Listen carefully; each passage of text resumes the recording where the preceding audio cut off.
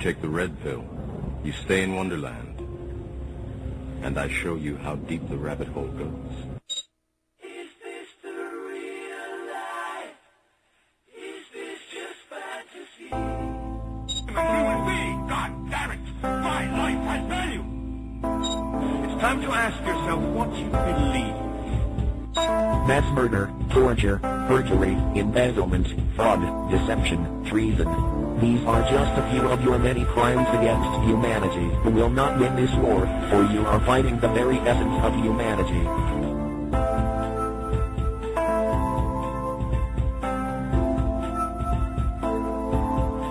Hi, welcome to Truth or Talk. I'm April Bowden. And I'm Virstyne Henry. You can check out our website at truthertalk.com, find our archive shows and our store and all of our essays and everything like that.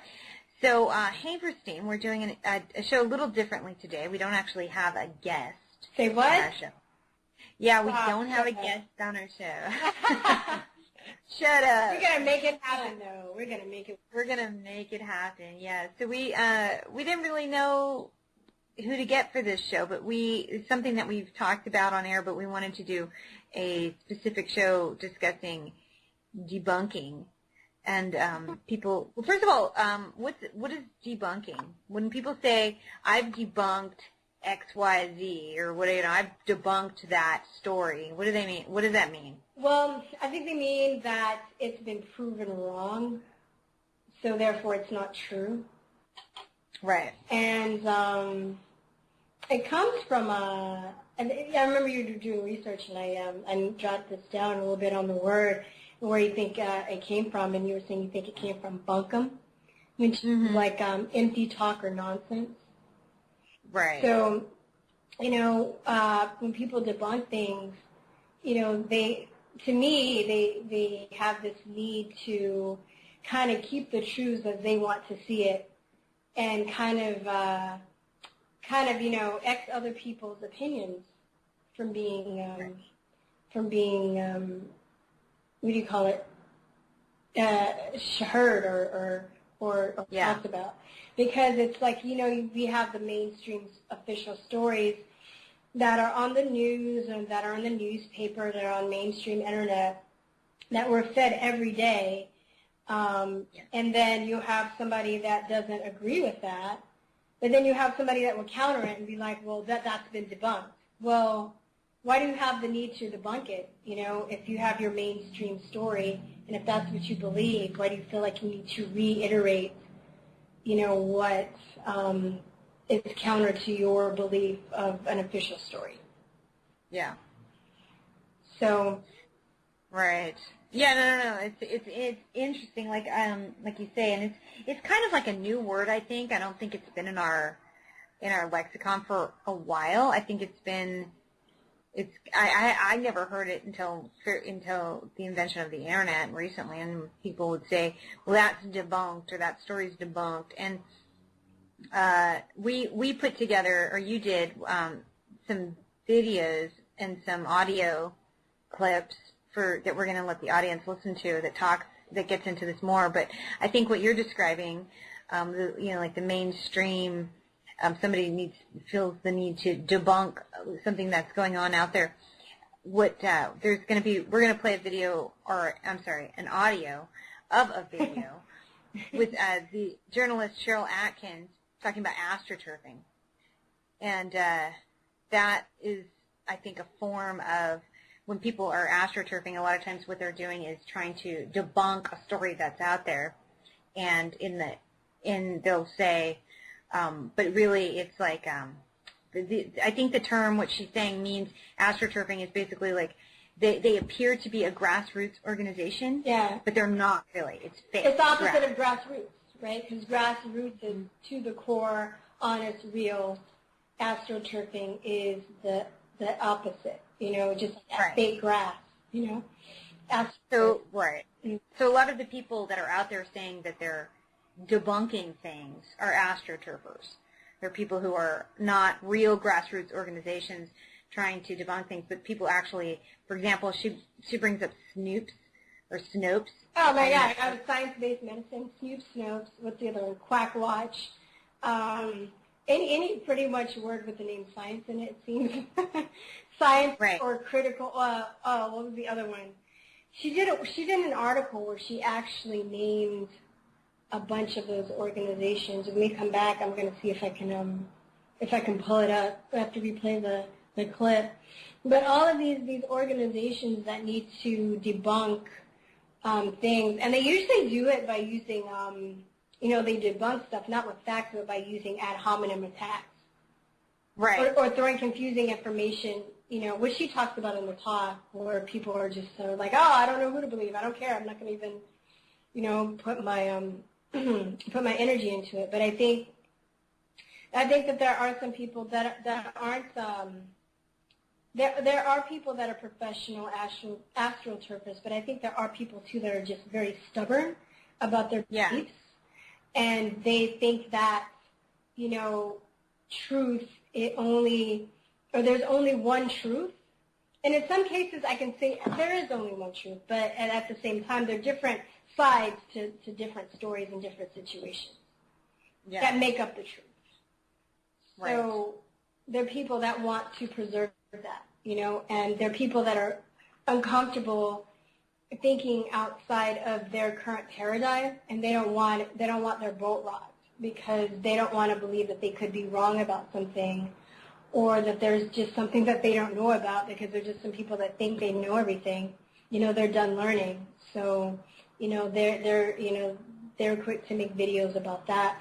I had this one guy I used to teach with, and when I started, posting stuff on my wall, he'd always come up on my wall and be like, wasn't that debunked? He would keep saying, wasn't that debunked?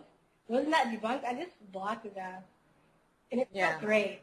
And I very rarely block people. Like, I let people post pretty much whatever they want on my wall. Even if I don't agree, I'll respond to it.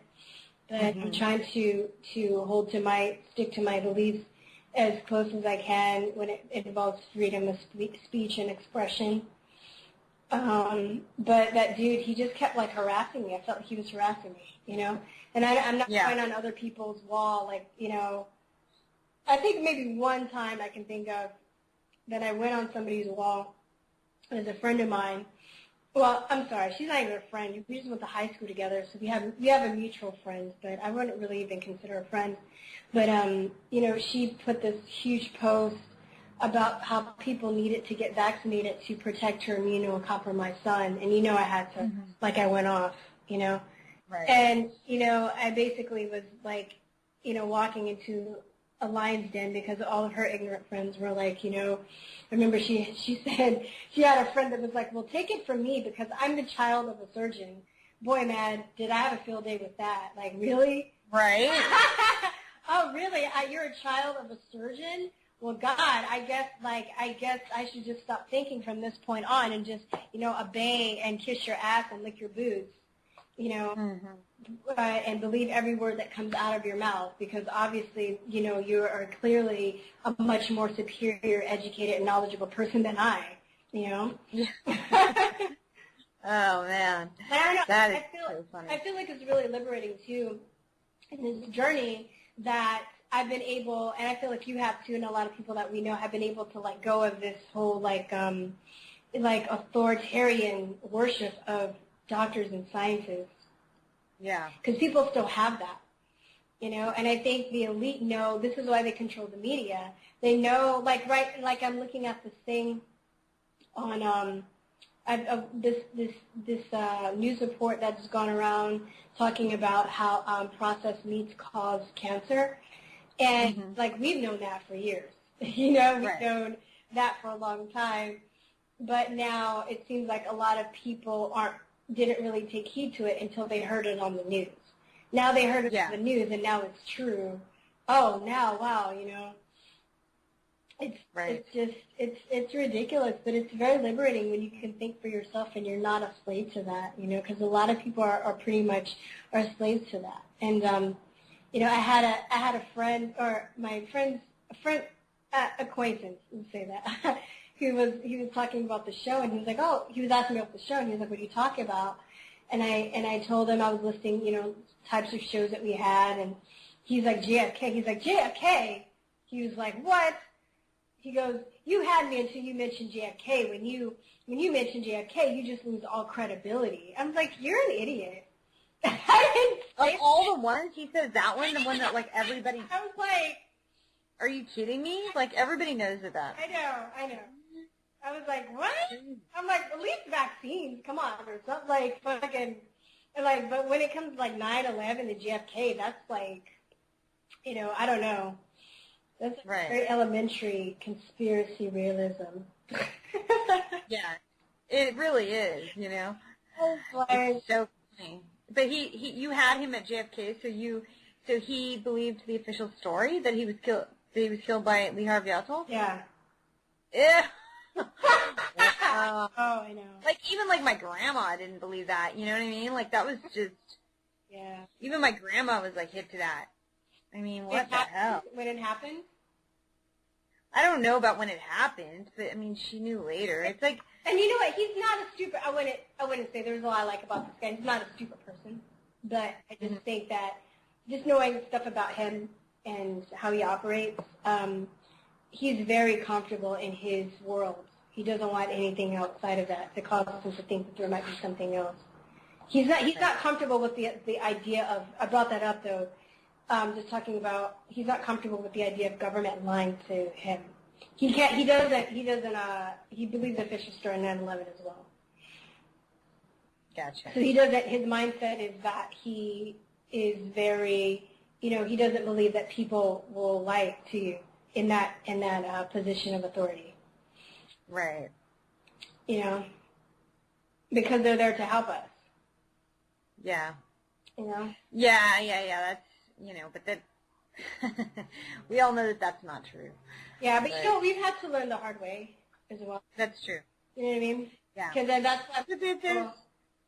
There's no judgment, really. It's more like the judgment on the judgers. I judge more people who are, like, so judgmental about it, Then they say something like that to you. Oh, you lose all credibility. Like, why? Why didn't now, just because you don't agree with me, now all of a sudden I have no credibility? It's like, ew. Yeah, that's the thing, too. It's really disturbing to me, I feel. And I don't think I've ever been like this, even before I started on this truth-seeking journey, that I would never, just dismiss somebody completely if I didn't agree with them on, like, one thing. Even if it's far out, Like, I'd be like, dude, that's crazy, man. I don't believe that shit. But, I still value you as a person. Right. But I could, I think you're good at, nutrition or philosophy. I think we have some of the same ideas on certain things, but I'm not going to be like, oh, just because you like UFOs and you believe in aliens, like you're a crazy person and you're not worthy of attitude, Right. It's true, yeah. Yeah. And we were talking about, we did a video on this. We were talking about like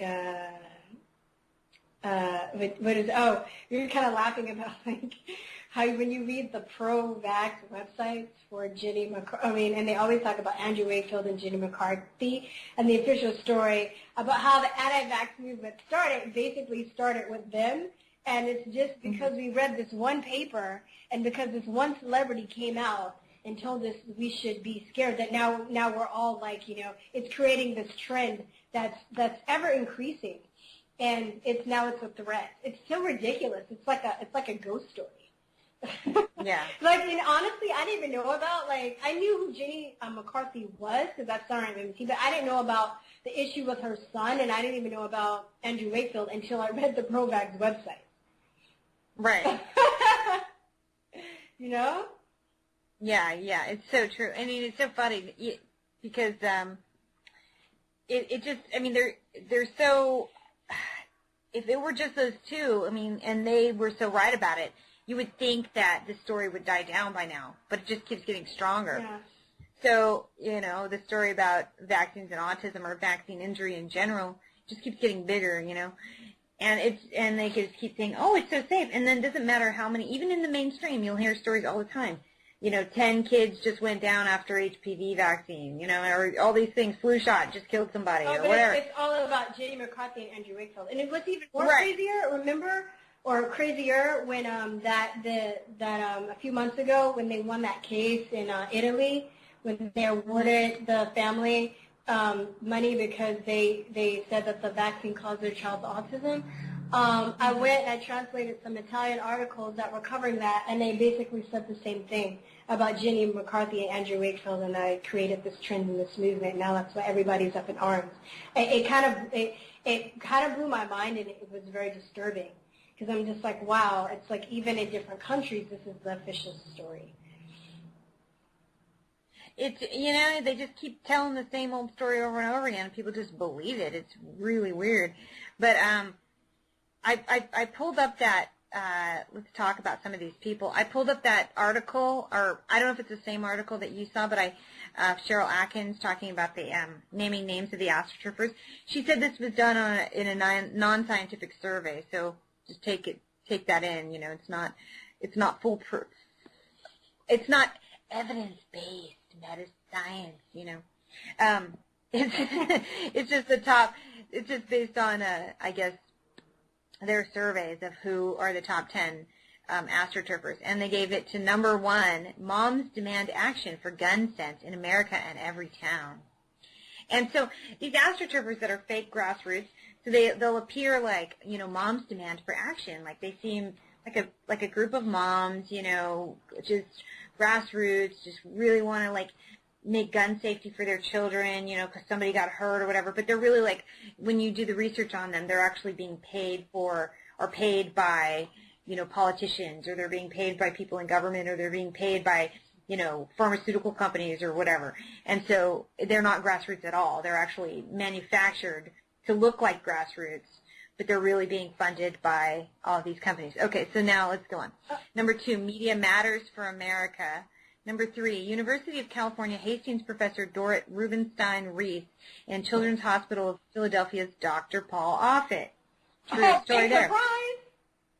Number 4, science, it's in quotations, blogs such as skeptic.com, skepchick.org, scienceblogs.com, and popsy.com, never heard of that one, skepticalraptors.com. And remember when we first saw that Skeptic, we were like, ugh, yeah. She was just so flippin' dumb. It was not even. And but she wears her little her glasses make the glasses. Yeah, she gets all of her intelligence from the glasses. And then number 5, Mother Jones. Number 6, Salon.com and Vox.com. Number 7, White House press briefings and press secretary Josh Earnest. 8, Daily Coups and the Huffington Post. 9, pretty much everybody in mainstream media, CNN, NBC, New York Times, Politico, and Talking Points Memo. Number 10, MSNBC, Slate.com, Los Angeles Times, and Michael Hiltzik of the Los Angeles Times, MSNBC, and Jon Stewart. No, that's not. I mean, I agree with those, but that's not the article I was talking about. Oh, okay. That's maybe there's more than one. I guess there's more than one that's out there. Well, let me read this. I have a list. What is it's What the News. The article is entitled "What the News Isn't Saying About Vaccine Autism Studies," but these blogs don't only talk about or astroturf against autism in vaccines. It's anything that's not mainstream. Right. But she mentions them. But I found this list in the article, and this is by Cheryl Atkinson, which is spelled SHARYLATTKISSON. And I'm just going to read an excerpt. So she said, the astroturf movement, in my opinion, includes, but is not limited to, left brain, right brain, science blogs, neuroskeptic, science-based medicine, Liz Ditz, Crooks and Liars, Respectful Insolence, Health News Review, Skeptoraptor, Skeptoblog, Skeptics, Wired, Brian Deere, Seth Moonkin, ORAC, Every Child by Two, and a lot of awards seem to have the name science or skeptic in it. Are always very they're skeptical. Yeah. They're projecting their bullshit, Yeah. But then there was a really good video that Melissa Milton did a little while ago where she was going after. And I asked you if it was Skeptabitch, and you said no. But it was the lady that that is Skeptabitch. Rebecca Watson is her name. Oh, that is her. It is her. Yeah, it's the same one. Sorry. Are you? Yeah, she is. I just found that up because I recognized her. She kind of looked familiar, and I recognized her little nerdy glasses and everything. And she had, I think her skepchick.org, as if it's an organization, has gotten bigger, and so she's the founder, though. So she started it, according to what their official story. But it's a big hokey doke, and it's a lie. And Melissa Melton just tears her up. And basically, she came out trying to defend Planned Parenthood, saying that it wasn't a big deal. The whole thing, everything that was made out in the news, that they were selling baby parts to people for transplants and to make vaccines and stuff like that, and they were selling baby parts. She's saying it wasn't really a big deal because those people were going to have abortions anyway, and then it wasn't really even true, and so on and so forth. Oh, no, but I quote, she was like, Planned Parenthood is not selling fucking baby parts. And she's basically just trying to make people feel stupid for even questioning that. And then Melissa Melton was cutting in footage from the person that went undercover to the lab, showing them selling baby parts. So exactly. She's an idiot, yeah. She's not a nice person. She's not a nice person. She's very unpleasant. Yeah. And she comes off as an angry feminist kind of type, and she's got, I think she even kind of describes herself that way. And can you be like a sweet feminist? Come on, man. Like a proud of it, and it's just, but she's just rude and obnoxious, and she'll, she doesn't have much empathy or heart for anybody else. But this is another one that, and then down to below in this article, it goes on to make honorable mention of astroturfers as identified by respondents. So they just give you your basic, like ABC, CBS, Fox, townhall.com, Daily Caller, Think Progress, U.S. Embassy, Susan Rice, Global Warming, the National Rifle Association, George Soros, the Koch brothers, Washington Post blogger, Eric Wimble, Rush Limbaugh, let's see, U.S. Treasury, Al Sharpton, I'm skipping ahead a little bit, Saturday Night Live, Weekend Update, Rolling Stone, Rachel Maddow, NPR Radio, National Public Radio, Bill Moyers, Occupy Wall Street, MoveOn.com, Wikipedia, Center for American Progress, Snoops, Every Child by Two, American Academy of Pediatrics, Voices for Vaccines, BuzzFeed, Wired, The New Republic, and Forbes.com.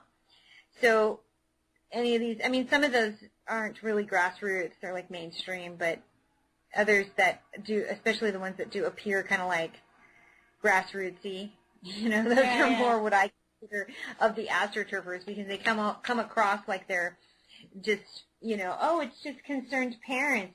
Voices for vaccines. We just want to save the children. They're such liars, when they're really just being funded by pharmaceutical companies. Yeah, I know. If you guys are interested, you can do like a Google search, media owned by 6 corporations. And I've heard that, through the years. And now there are lots of memes and infographics showing how this is possible.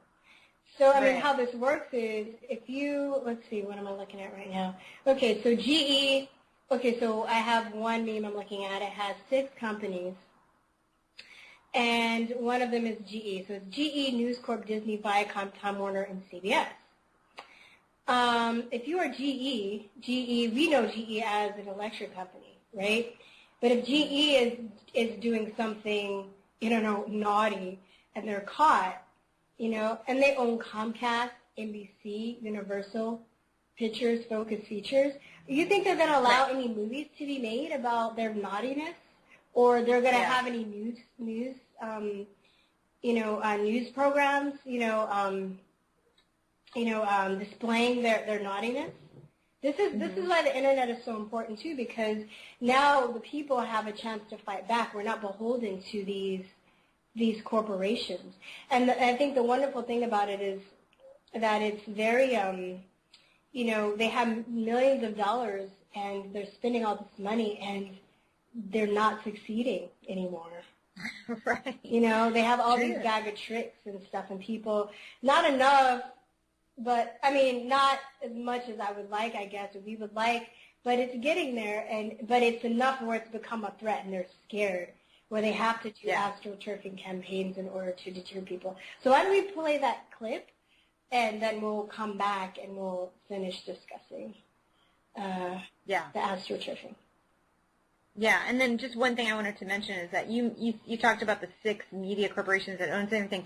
There's a great George Carlin, but we won't be playing any George Carlin. We did a couple of audios from him in this thing, but then we're going to pull them because YouTube tends to flag those, so we don't want to get copyright flags on those. But if you look it up, there's a bit where he talks about the illusion of choice. We don't want to go to YouTube jail. Yeah, we don't want to go to YouTube jail and be slammed and put into the YouTube slammer. But he talks about the illusion of choice, and that's one of the things he brings up is the fact that there aren't many.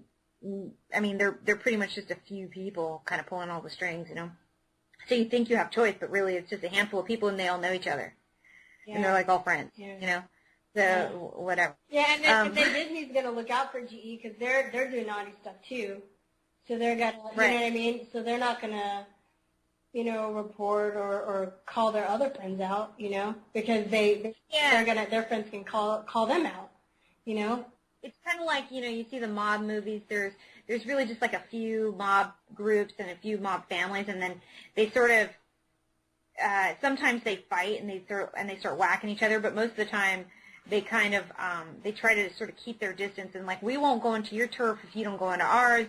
Mostly we just don't want to get anybody new to come in. It's like this sort of protective kind of, they have this mentality of like the mob, this protective, like, we don't really like each other, but we're going to just stay out of each other's way. So, I'd prefer you weren't even there and I could just control everything, but you are, so I'm going to let you be, as long as we both agree that we're not going to let anybody else come in.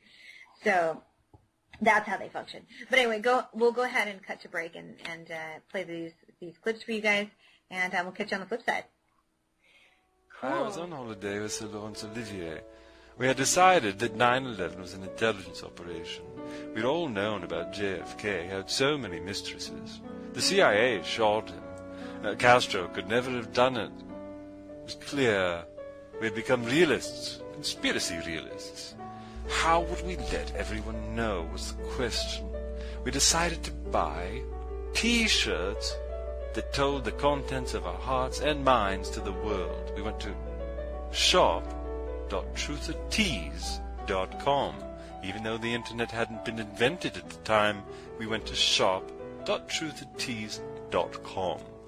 There we purchased Conspiracy Realist T-shirts, one of a kind, sold only at shop.truthertees.com. 100% cotton in men's and women's fitted sizes. I won't tell you which one I'm wearing.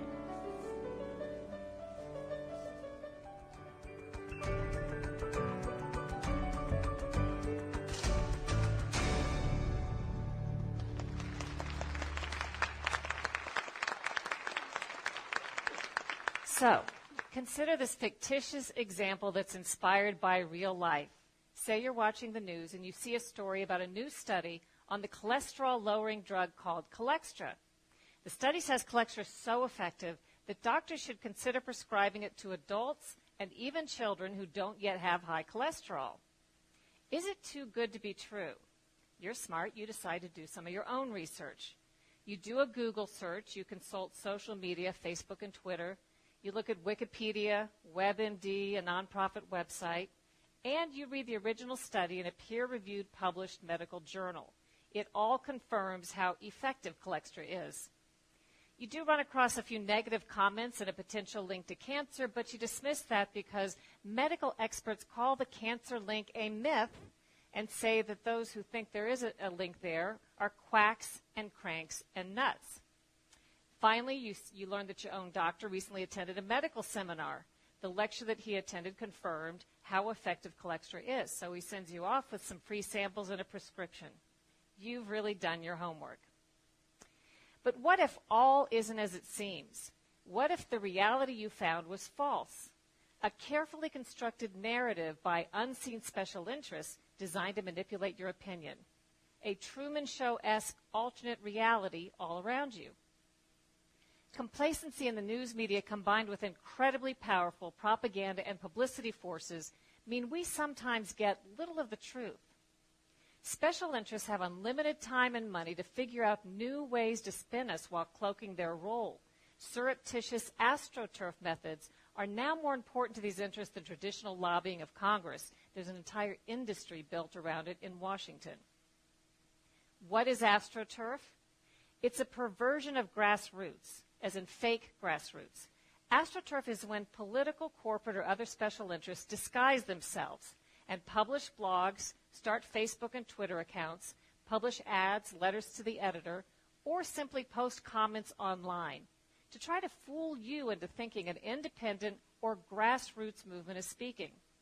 The whole point of AstroTurf is to try to give the impression there's widespread support for or against an agenda when there's not. AstroTurf seeks to manipulate you into changing your opinion by making you feel as if you're an outlier when you're not. One example is the Washington Redskins name. Without taking a position on the controversy, if you simply were looking at news media coverage over the course of the past year or looking at social media, you'd probably have to conclude that most Americans find that name offensive and think it ought to be changed. But what if I told you 71% of Americans say the name should not be changed? That's more than 2/3. AstroTurfers seek to controversialize those who disagree with them. They attack news organizations that publish stories they don't like, whistleblowers who tell the truth, politicians who dare to ask the tough questions, and journalists who have the audacity to report on all of it. Sometimes AstroTurfers simply shove intentionally so much confusing and conflicting information into the mix that you're left to throw up your hands and disregard all of it, including the truth. Drown out a link between a medicine and a harmful side effect, say vaccines and autism, by throwing a bunch of conflicting paid-for studies, surveys, and experts into the mix, confusing the truth beyond recognition. And then there's Wikipedia. AstroTurf's dream come true. Billed as the free encyclopedia that anyone can edit, the reality can't be more different. Anonymous Wikipedia editors control and co-opt pages on behalf of special interests. They forbid and reverse edits that go against their agenda. They skew and delete information in blatant violation of Wikipedia's own established policies with impunity, always superior to the poor schlubs who actually believe anyone can edit Wikipedia, only to discover they're barred from correcting even the simplest factual inaccuracies. Try adding a footnoted fact or correcting a fact error on one of these monitored Wikipedia pages and poof, sometimes within a matter of seconds you'll find your edit is reversed. In 2012, famed author Philip Roth tried to correct a major fact error about the inspiration behind one of his book characters cited on a Wikipedia page. But no matter how hard he tried, Wikipedia's editors wouldn't allow it. They kept reverting the edits back to the false information. When Roth finally reached a person at Wikipedia, which was no easy task, and tried to find out what was going wrong, they told him he simply was not considered a credible source on himself. A few weeks later, there was a huge scandal when Wikipedia officials got caught offering a PR service that skewed and edited information on behalf of paid, publicity-seeking clients in utter opposition to Wikipedia's supposed policies.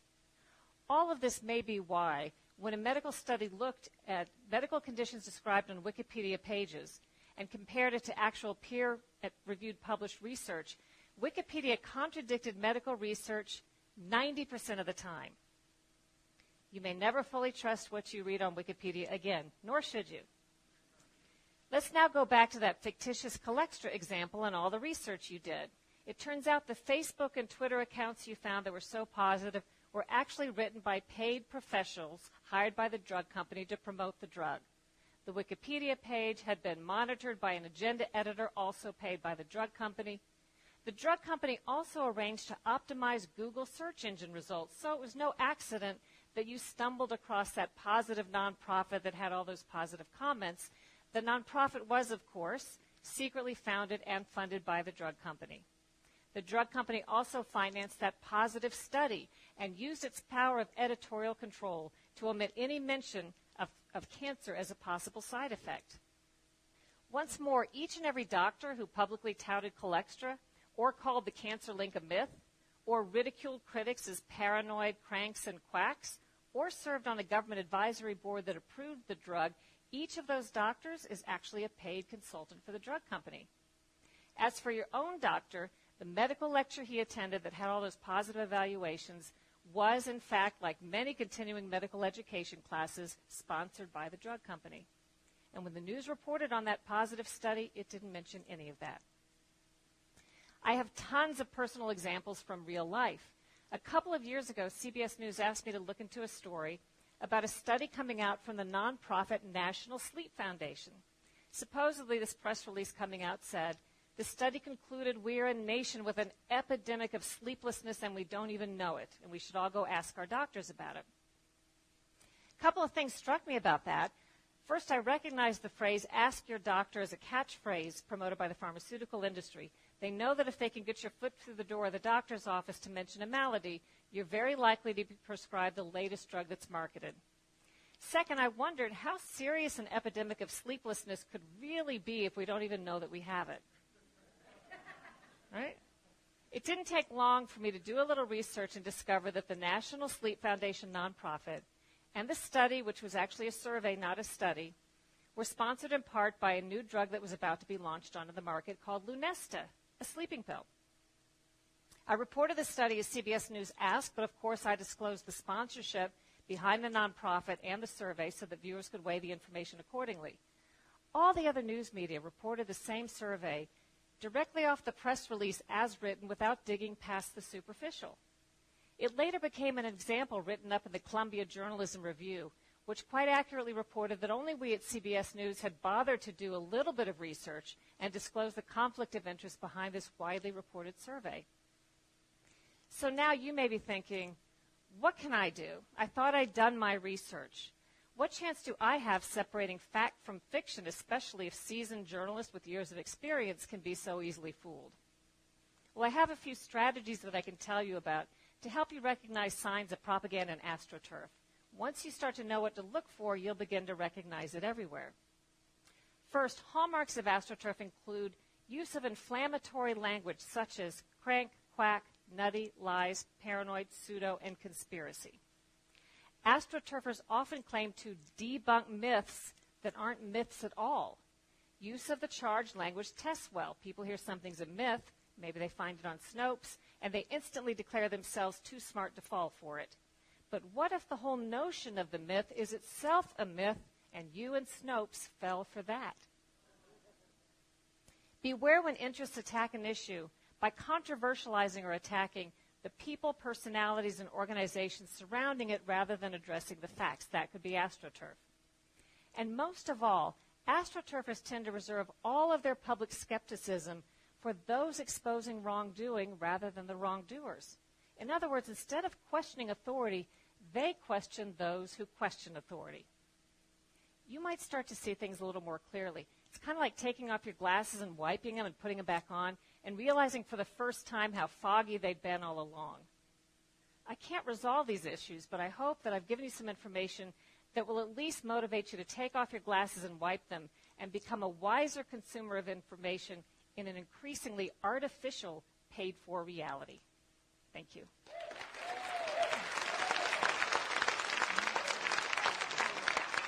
Yes, hello. I wanted to say that I love the conspiracy realist t-shirts that you can get only online at ship.truthortease.com. I knew a conspiracy when I saw it. America is run by the CIA. Yes, the CIA. That's why you have to wear a conspiracy realist t-shirt all the time to let people know that you are not stupid. Go to ship.truthortease.com. ship.cruisetees.com. Ship. Like to go shipping when you buy things at the grocery store? .cruisetees.com.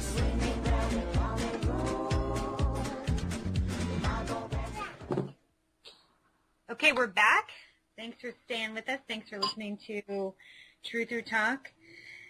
So Virstyne, yeah, we just played that Cheryl Atkins. That's really, really good. I'm really pleased to see such good journalism, to be honest, and surprised. I know, there's not a lot anymore. I mean, it's like her, Amber Lyon, Vince Vaughn. Right. You know, I mean, there are other ones I'm missing, I'm sure. But not a lot. There's a lot, but just not a lot in the mainstream media. And so these people, or who have had bouts in the mainstream media, because I know Amber Lyons doesn't anymore. Yeah, and I don't think so did Cheryl. I keep saying Cheryl Atkinson. She left too. So she's just doing her own thing. She has her own website. She does her own journalism. She wrote a book. I think she's going to have a show, too. I think I heard somewhere she's getting a TV show. So expect her to come back. She's good. She is good, and I think she's a pro. I'm totally impressed by her work. Yeah. I really am. She really gets to the meaty. Huh? Go ahead. Oh, you think she gets to the meaty part? Yeah. Yeah, she does. And she does it in a way that's very, she appears not to take sides.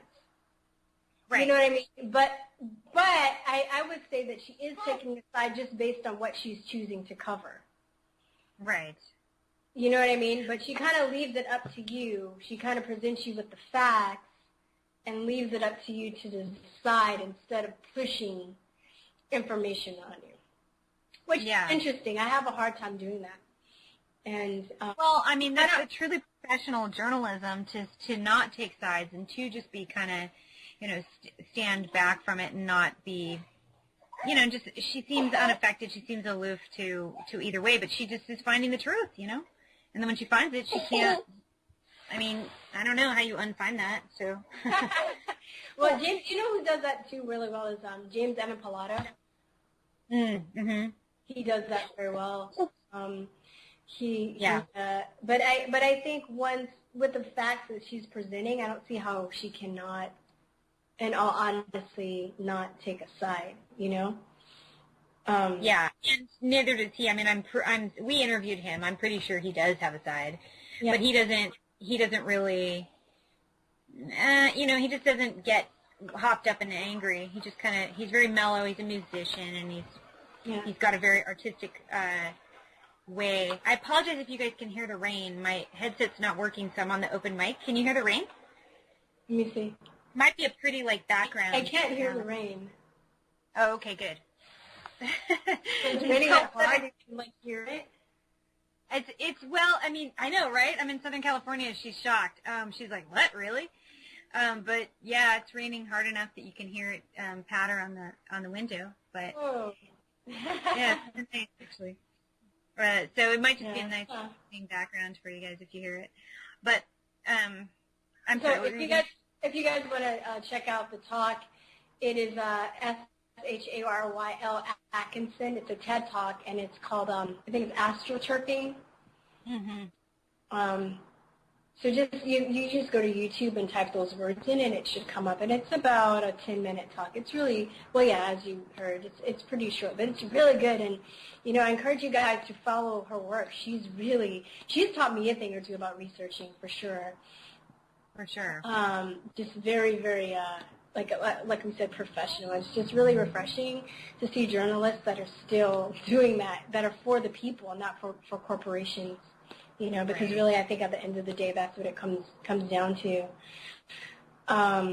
So moving into I wanted to mention another. She came in. I've seen somebody post on Facebook about her recently, and I think you were the first one to tell me about it. It was Janine Roberts. Isn't that her name? She was the one that was in, or that was portrayed. Janine Roberts. Janie Roberts. Yeah. Janie Roberts. I'm sorry. Yeah, Janie Roberts. She was portrayed in that film Blood Diamond, right? Well, the thing about her, she was, when how do I put this? So the whole concept of blood diamonds and where they came from, she's the one that broke the story. And then they made a movie about, just based on the scenario of blood diamonds. I don't think she was portrayed in the movie. But so her story broke. I think she's a Pulitzer Prize winning journalist, and her story about blood diamonds in Africa broke out to the world when people didn't know that they were getting, like how they were getting diamonds and where they came from and who was getting killed and how vicious it was. She's the one that broke the story. So then after that, she started, I know, it's dramatic, huh? So,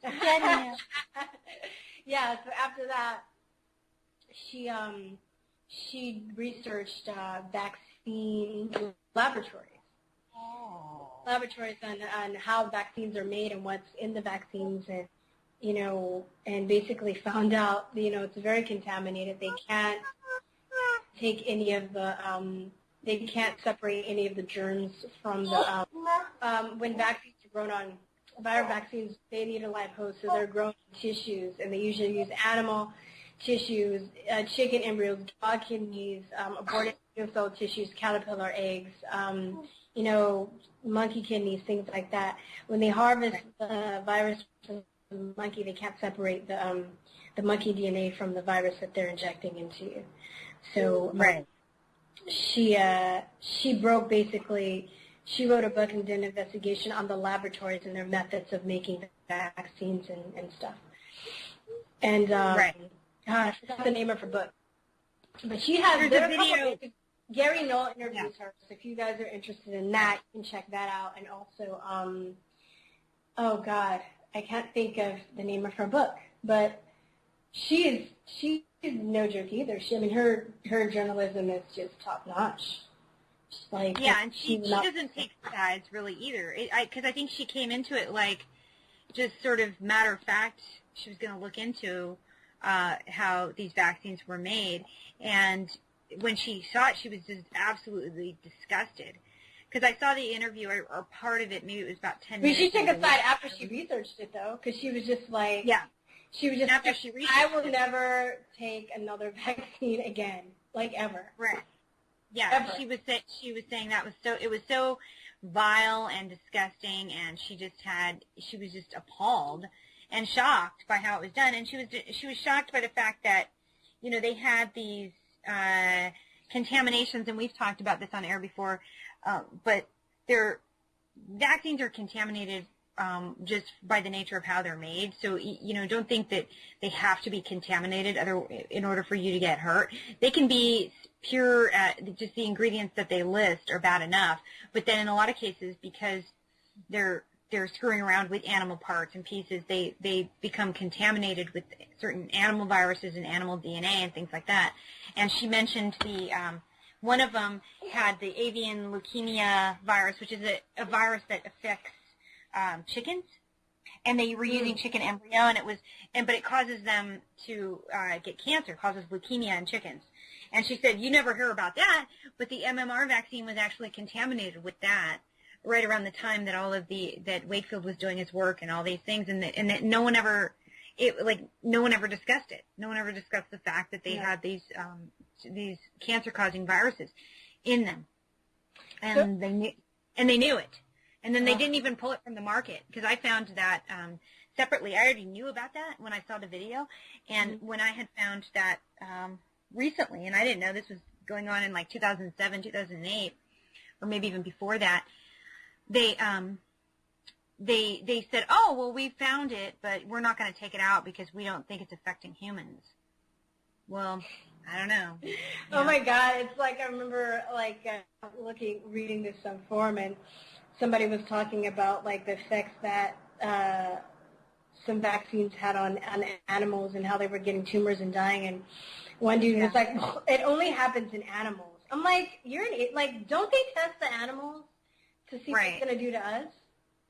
Yeah, right. No, they use that argument to whichever way it suits them. So it either only happens in animals, or animal testing, or what happens in animals doesn't necessarily mean that that's going to happen in humans. But then it's like, but but then that's how they test them, like you say. That's how they do their safety studies. That's why they do vivisection. They do vivisection because they want to see how that's the closest thing. If they can't experiment on humans, which they do anyway. But they want to see how it's going to affect us, these animals, to do that. So, I mean, what's the point of using animals if you're not going to follow what, if they have bad reactions, you're still going to do it anyway. Yeah. Very, I pulled up her book. It's called Fear of the Invisible. And it's how scared should we be of viruses, vaccines, HIV, and AIDS. So she also goes into researching AIDS and HIV, and does HIV equal AIDS? I think I said that wrong. Does HIV equal AIDS? I think that's what. Yeah. Mm-hmm. So she did that for sure, and very thorough investigative reporter. Yeah. Ballsy. I mean. Mm-hmm. So there are a few. We're trying to put it out there that there are a few, but there's not many, and most of those people. There's not enough. There's certainly not enough that are willing to do that and willing to put it out there, and so, and I mean, that either work in the mainstream or have at one point or another worked in the mainstream.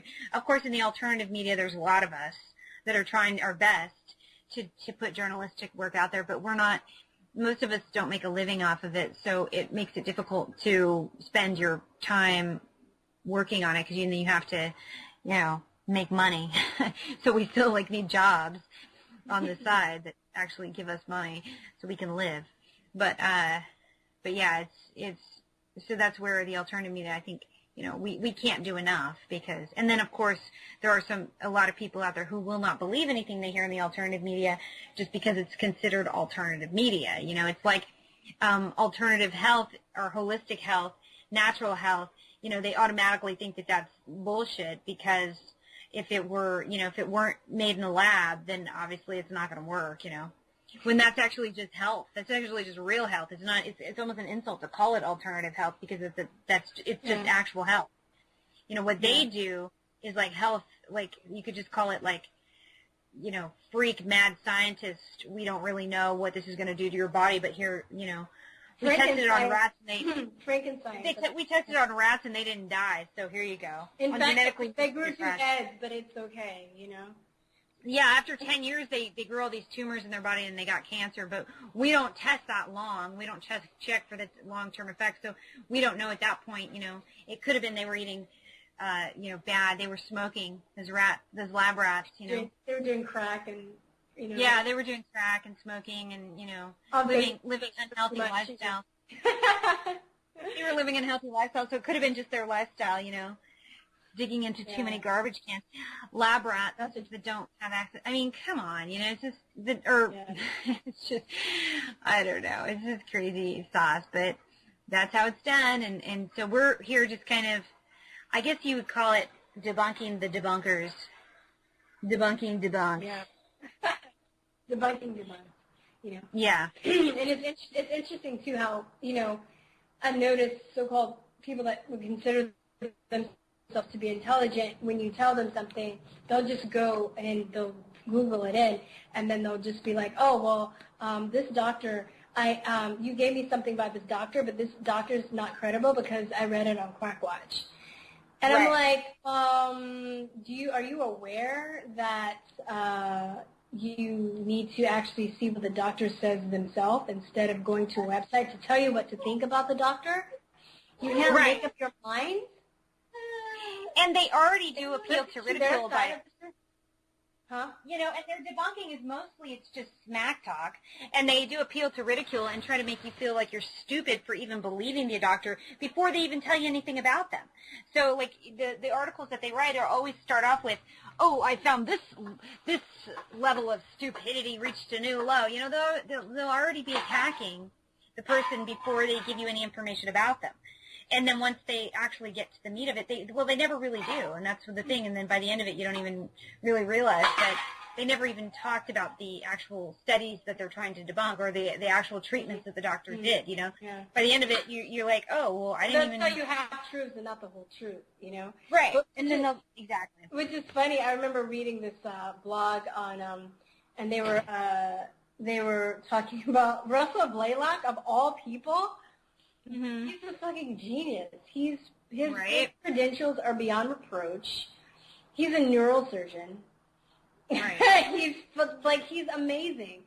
And this guy was like, oh, well, you know, I tried to read his paper, but it was so poorly written that I couldn't even get through it. And I was like, is it because you can't understand it? Right. Is it because you don't understand what you're reading because you're ignorant? That's probably why you couldn't get through it, you know? Yeah. I was like, really? Come on, really? Really? And it's funny, too, because I listened to you and my cousin when I began this journey, but the thing that's funny, I honestly thought that there was a middle ground. I didn't really take a side, you know? And I think we talk about this quite a bit on the show, but we feel that there isn't a middle ground. And it's okay to take a side, you know? Like there's some people that want to stay in the middle and they don't want to offend anybody and they want to be fair, and I understand the wanting to be fair thing. But then at a certain point when when you really look at both sides and you're presented with the facts, you know, I don't see how you could take the mainstream side. When you figure out people don't care about you, they're trying to hurt you, and they don't have your best interest in mind, I don't see how you can, quote unquote, be fair and still stand on middle ground. Like I was talking to somebody, and I was like, you just need to look into the stuff that I'm, researching to really understand where I'm coming from, and then you'll see what I see. And this person was like, well, are you suggesting that if I see what you see, or until I do the research and see what you see, that or he was like, oh, when I do that, I will change my mind, because he was just like, that doesn't necessarily mean that you're going to change your mind. I'm going to change my mind. And I was like, yeah, well, I understand that, because I think when people hear something like that, they're like, well, that's a bit of an arrogant approach to take. Yeah. They think they're going to change my mind. I'm like, well, I have your best interest in mind. So the information that I'm presenting to you has your best interest in mind, and these people don't. So, like, are you going to take a vaccine when you find out it doesn't do anything, and in fact it makes you sicker? Nobody would. Yeah, right. I don't, if they really knew that, and the people that are choosing to vaccinate either don't know, or they haven't looked into the information, fully. Like I had a family member to tell me that she's not vaccinating because of the, what did she say? Oh, she said because she thought that the people that were, I've told you this a million times, but the people that, decided not to vaccinate are affluent people, and that they were being very inconsiderate of people that were poor. And that's why she's choosing to vaccinate. Now, I know this person is really intelligent, and I know if she would have looked at the science, if she looked at side effects, if she knew that they haven't done any double-blind long-term studies, if she knew the ingredients in the vaccines, what the ingredients do to you after a long period of time, then I don't think she would. But, it was her choosing. It's her life. I've come to this place now. I felt like I had to tell everybody, and now I'm at this place where I feel like I'm still going to tell people. I have to present them with the information. I have to give them a choice, because the thing to me that's very cruel about this, I don't feel that people have a choice. But after they have that, after they give the information, they look at it, fine. They don't look at it, fine. It's their life. At the end of the day, they have to be responsible and make their own decisions and live with the consequences of that. Yeah, and it's unfortunate because I know from experience, like when people tell you these things and you just you brush it off. But I have to say though, not to toot, my horn, but when people would tell me these things, I just didn't know. I wasn't ignorant. I was ignorant of the science, and I was ignorant of how like the immune system worked, and I was just ignorant of all of that stuff on such a profound level that I just didn't get it. Yeah, but I never judged the person who said it. Yeah, I never judged the person who said that they didn't trust vaccines, or they didn't vaccinate their kids, or they had a family member who was vaccine damaged. I never thought, oh, they're liars, they're crazy, they're, like hated them and like never spoke to them again. I never had that attitude ever. So I find people who are like that, I feel like you can kind of judge them a little bit because that is really petty, and obviously you're not confident in your beliefs because why are you so threatened by somebody who doesn't think the way that you do? If you, totally. And you know what? I would judge them a lot. Because I think I was talking to you about this the other day off air, that it really comes down to someone's character. Mm-hmm, mm-hmm. And this is what I've learned a lot about people's character. I think we've had shows that we talked about a multitude of times because this is a recurring thing, and it's something that people have to, encounter a lot. Is friendships, and who you find who your real friends are, and even your family members. Even because I have people that are my family, but I don't consider everybody in my family a friend. So I have cousins and stuff, but not all my cousins are my friends. Like, I don't like all my cousins, I like some, but, at least, and I understand, like, I have a couple of friends that are just, I just feel like I give them information and they're just overwhelmed. And it's frustrating because I know that they don't have the passion and the time to dedicate, like we do, to looking into all this stuff. We have a more personal interest in this. And I feel like I'm even fighting for those people. But I have friends that still vaccinate their kids and stuff, and they don't judge me.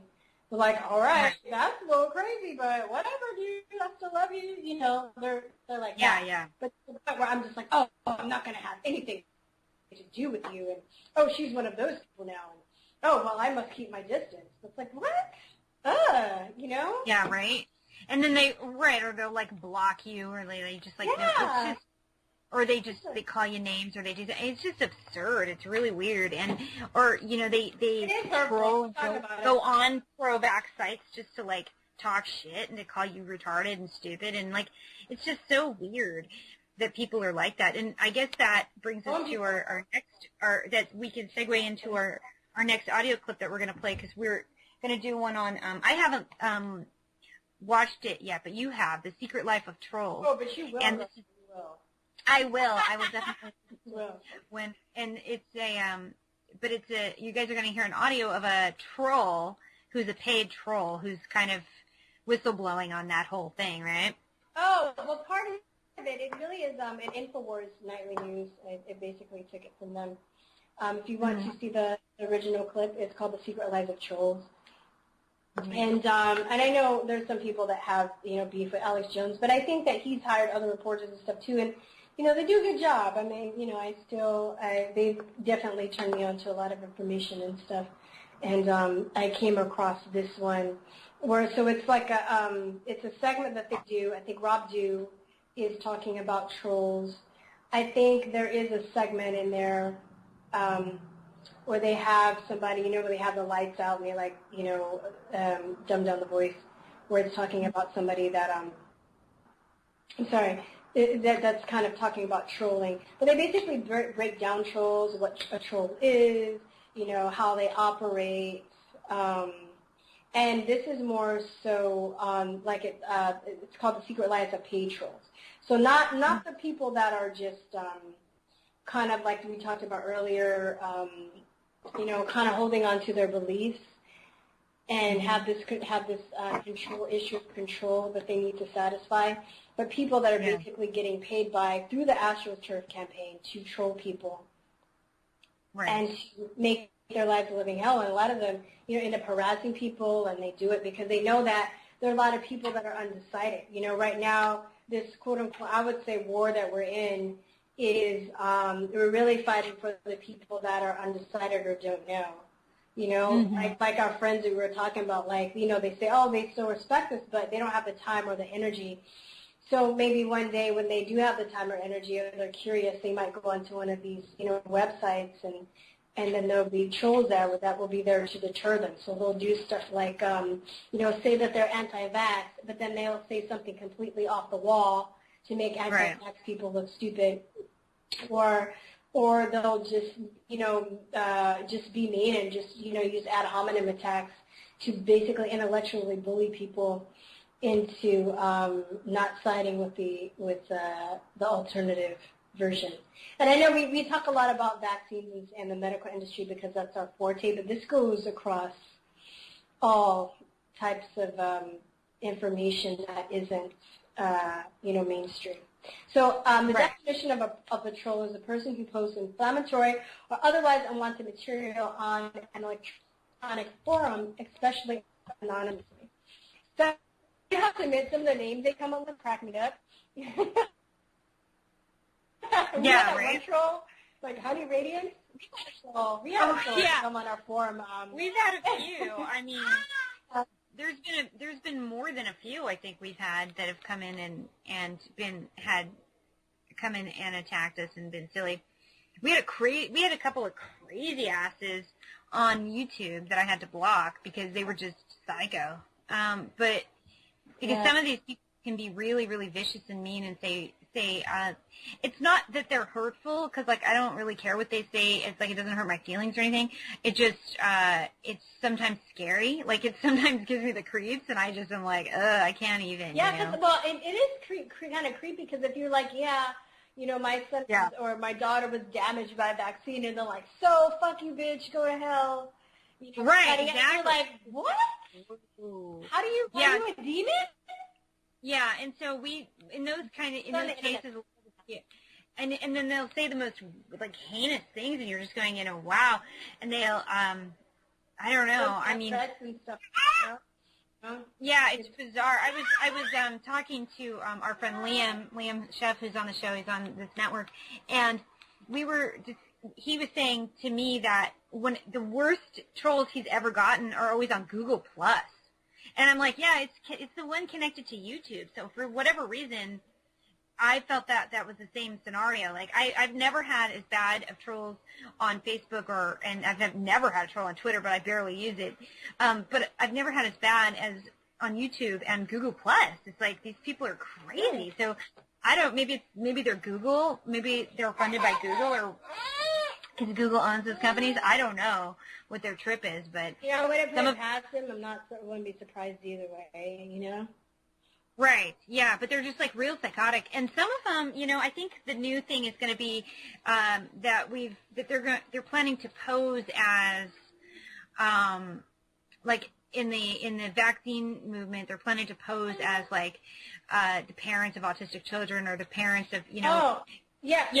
And I didn't vaccinate my kid, but they still became, they're going to try and say that to make it seem like to put it out into the public as if they, as if that's the case, that happens sometimes. And it does, but it's pretty rare as far as I've noticed. Well, yeah, but they don't take mutagenics into consideration, too. So with all of these things, if you look at every single vaccine insert that I've read, every single one of them, none of them are tested for mutagenic properties, which means if you are a parent and you get some kind of disease or virus or DNA,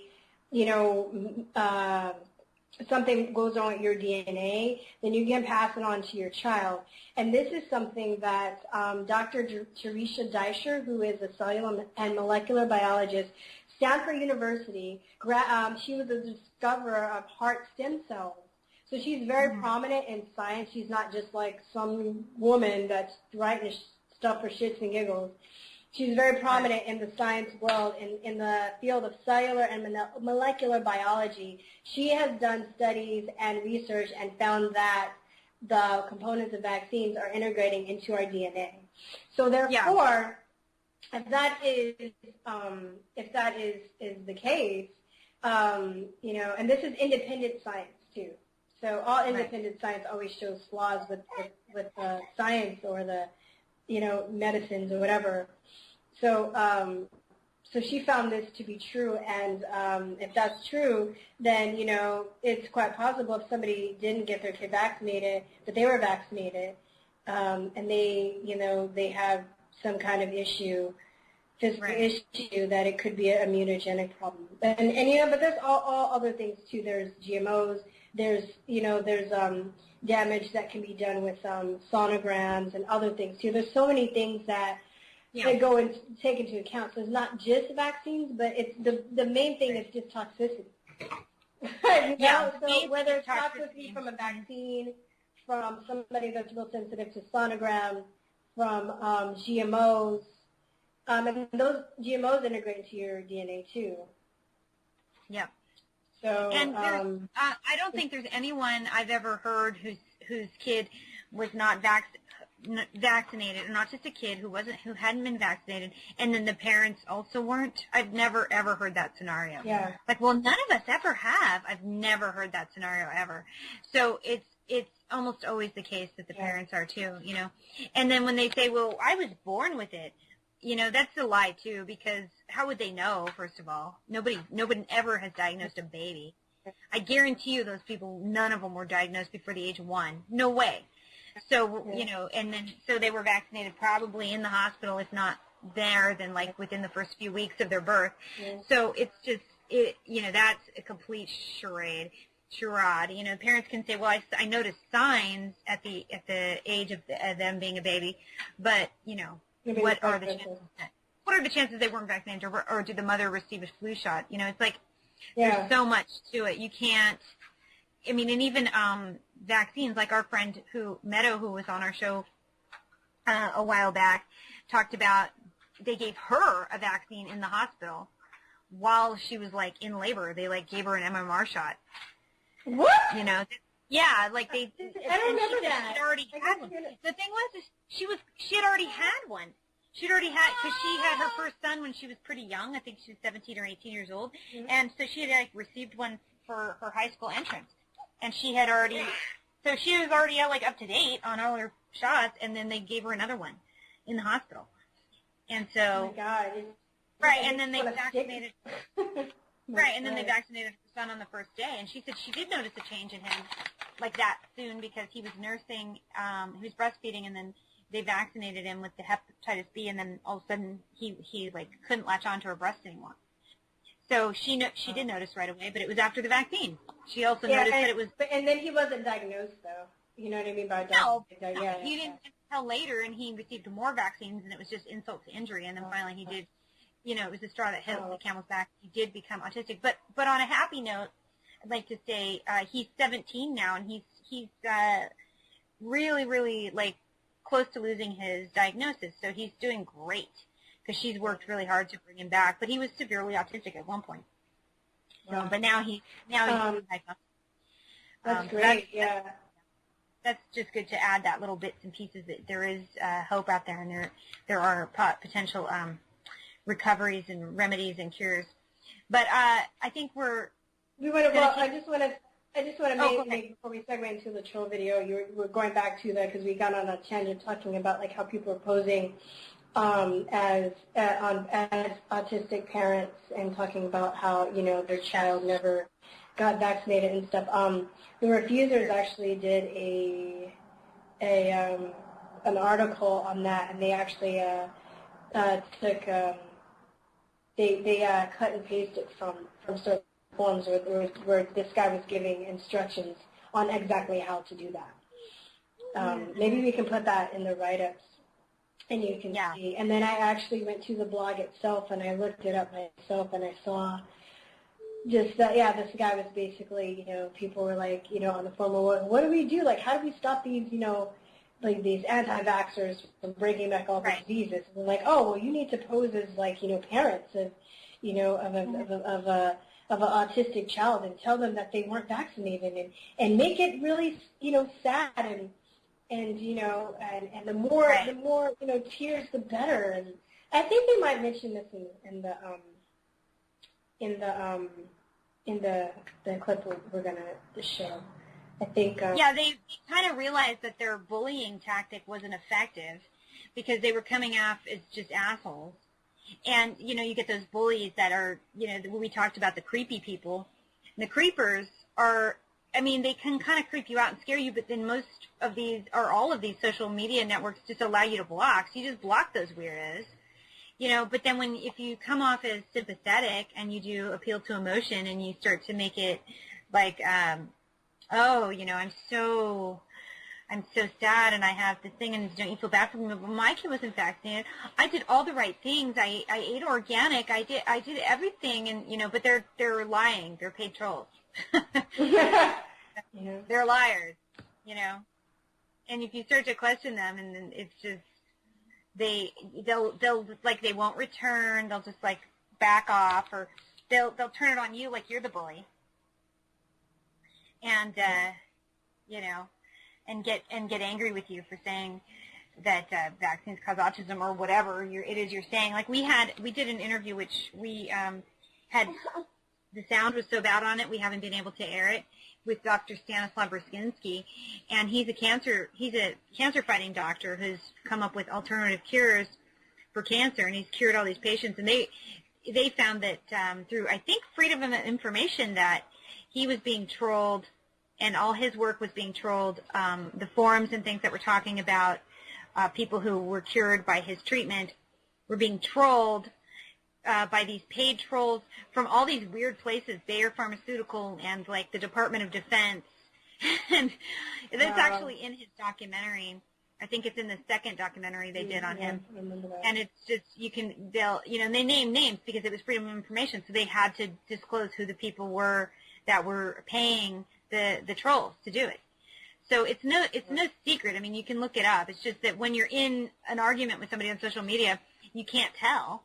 Right then and there, you can't usually tell if they're just a jerk or if they're actually a paid jerk. It's hard to see. But anyway, so we're gonna play this. They're still paid jerks. The jerks all around, right? So let me just. Right. So a troll.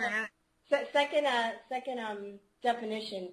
Right. A person who sows discord on the internet by starting arguments or upsetting people, by posting inflammatory or off-topic messages in an online community, such as a forum, chat room, or blog, either accidentally or with deliberate intent of provoking readers into an emotional response, or otherwise disrupting normal on-topic discussion. Accidentally. I'm reading this definition for something else. Really? Accidentally posted a mean inflammatory comment. Oops.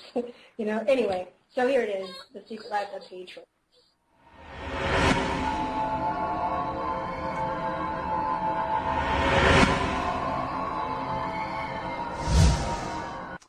Hey guys, Rob Dew from Infowars.com, and the subject of today's report is something that anybody out there who's ever been online or ever commented on a story or ever put anything online has experienced, and that's trolls. No, I don't mean those trolls. Trolls. I hate trolls. Look! Trolls! Miserable, no-good, robbing trolls. That's right, the trolls that Willow hates and that Thorn Oakenshield called miserable, no-good robbing. It's the trolls that live in the basement of their parents and eat Hot Pockets and do nothing but comment on the things that other people are doing out there when they themselves have no life of their own. What if we run out of food? Don't worry, I have that covered. Ma'am? Yes, hon? More Hot Pockets! So why am I doing this in front of the entertainment wall? Well, I find trolls a big source of entertainment. Pretty much everybody here at InfoWars, we kind of like our trolls. They come to us every day. They give us lots of laughs. I mean, it's really entertaining to watch the trolls. So that's why I'm doing this in front of the entertainment wall, just to let you know. Oh, there's more where that came from. But I'm not just going to talk about the ones that live in their parents' basement and the tactics they use. I'm going to talk about the ones that are actually paid for by governments to go out there and change public opinion and put disinformation out to confuse you. So the issue's always clouded. So you never know who to trust or who's right or who's wrong. That's right. We're going to really discuss trolls today. What is it? Trolls.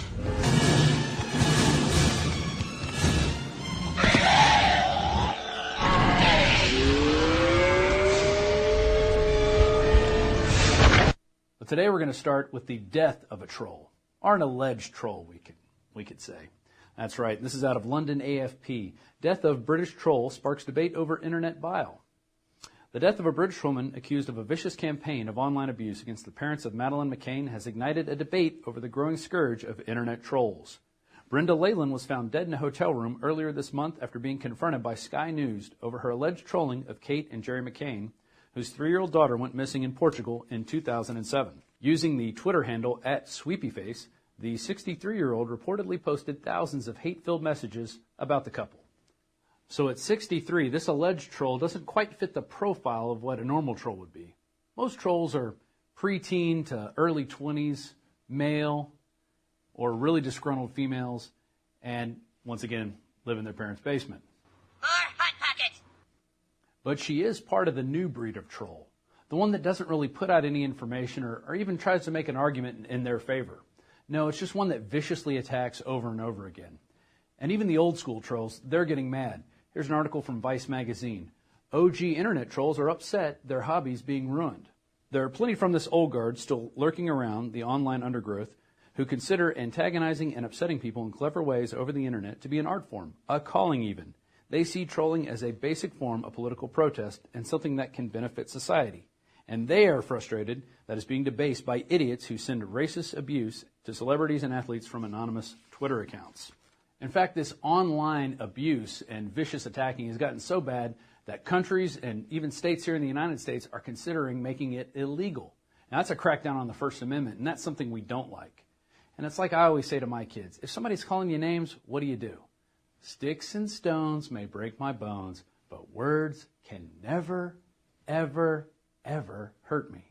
They can't do it. So let's get back to these laws. Arizona legislature passes internet censorship bill to make trolling illegal. Many experts have argued that the internet has turned into a lawless wasteland where knowledge enters and ignorance exits. The Arizona state legislature on Monday passed an internet censorship bill that extends telephone harassment laws to the internet and other means of electronic communication. The legislation aims to put an end to cyberbullying and states that virtually anything said online that the state deems offensive can be a punishable offense. Law enforcement officials will be able to charge internet lawbreakers with a Class 1 misdemeanor, which is punishable by a $2,500 fine and up to 6 months in jail. The real scary part of that is anything that the state deems offensive. Well, that could be anything. What if you don't like a certain holiday that they celebrate in that state? What if you criticize a certain politician? Well, that could be offensive. And then they could come after you. A quick look in Australia's internet trolling laws. The Criminal Code, Part 10.6, regulates internet services, and some of the areas that the part encompasses are child abuse, child pornography, as well as using a carriage service to menace, harass, or cause offense to an unreasonable person, as stated in Part 10.6, Division 474.17. So they're lumping in child abuse and pornography with saying something that's offensive. That's really scary. So pedophiles could get the same thing as somebody who just is a troll. Wow. In England, it's even worse. Cyber bullies could face 2 years in jail under new internet troll rules. People convicted of cyberbullying and text message abuse could face up to 2 years in prison under plans backed by the government. And this just came out in March of 2014.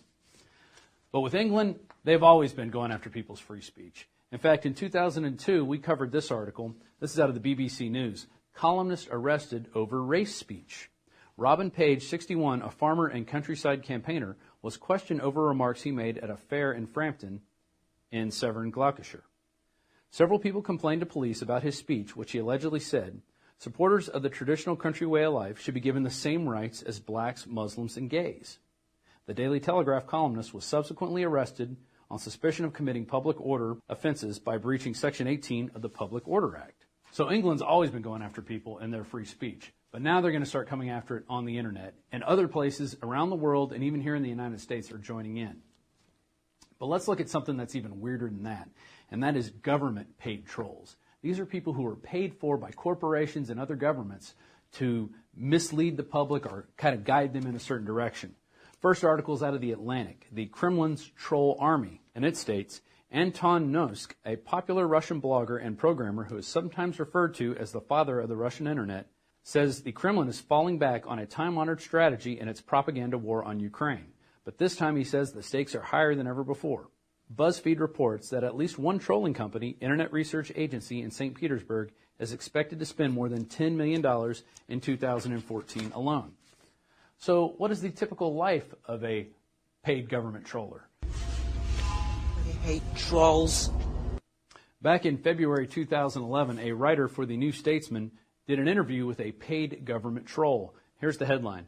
China's paid trolls meet the 50-cent party. Here's his first question. When and from where did you receive directives for your work? Almost every morning at 9 a.m., I received an email from my superiors. the Internet Publicity Office of the local government, telling me about the news we were to comment on that day. Sometimes it specifies the website to comment on, but most of the time it's not limited to certain websites. You just find the relevant news and comment on it. And then he gives 3 steps that he follows. You receive the task, you search the topic, and you post comments to guide public opinion. He actually says this, to guide public opinion. And he said at least 60 to 70% of the stuff he was given was on a local level, not national, but that's still another 30% to national or other international issues. Can you tell which online comments are by online commentators? Other words, paid government trolls. Because I do this, I can tell you at a glance that there are 10 to 20% out there of the tens of thousands of comments posted on a forum that are made by online commentators. That may not seem like much, but these guys are doing it every day, over and over again, citing different facts to guide people in certain situations. So people are going to see them as relevant sources of information and may even start siding with these guys for certain points. He talks about a case where he was guiding people to not complain about the price of oil rising.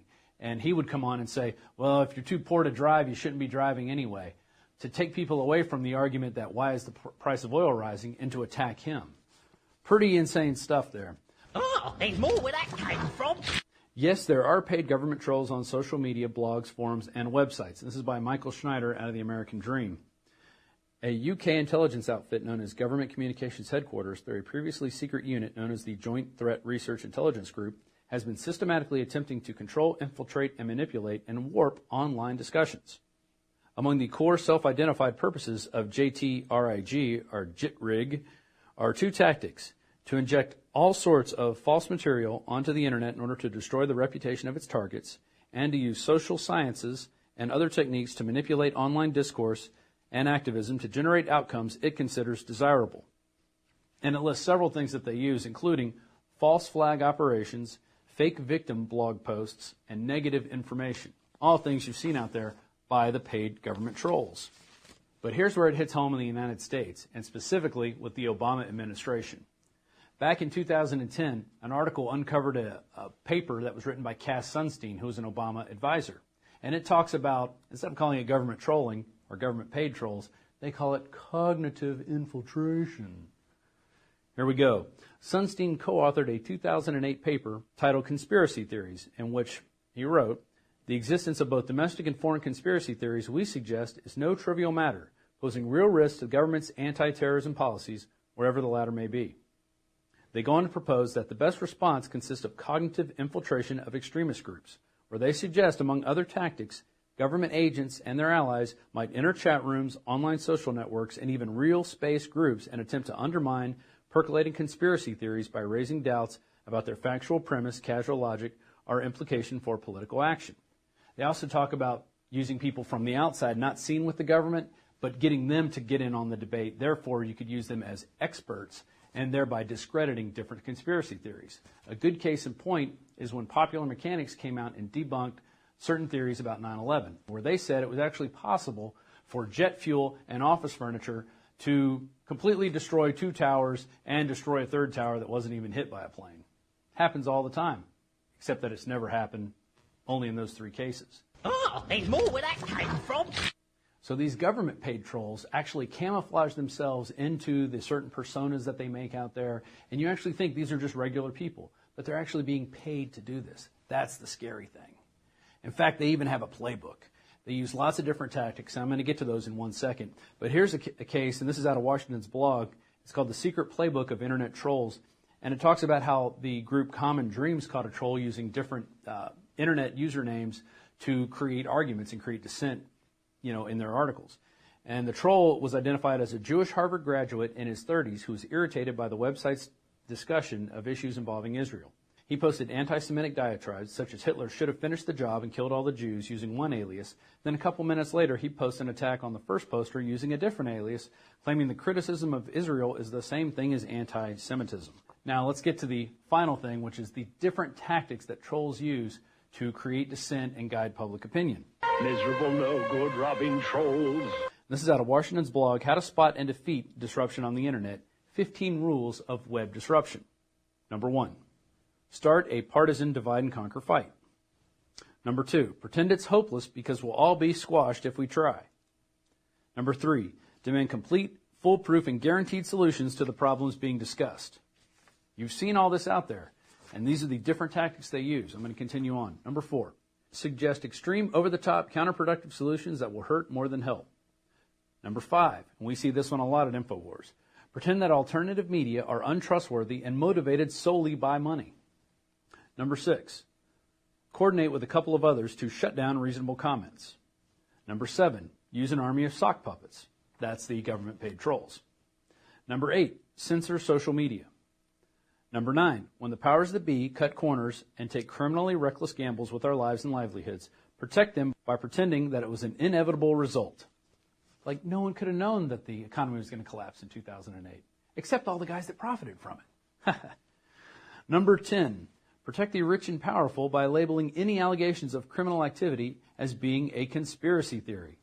Goldman Sachs gets caught rigging the markets. Hey, let's give them some bailouts because they had no idea it was going to happen. And if you think that those guys are in collusion with other giant banks out there, you're a conspiracy theorist.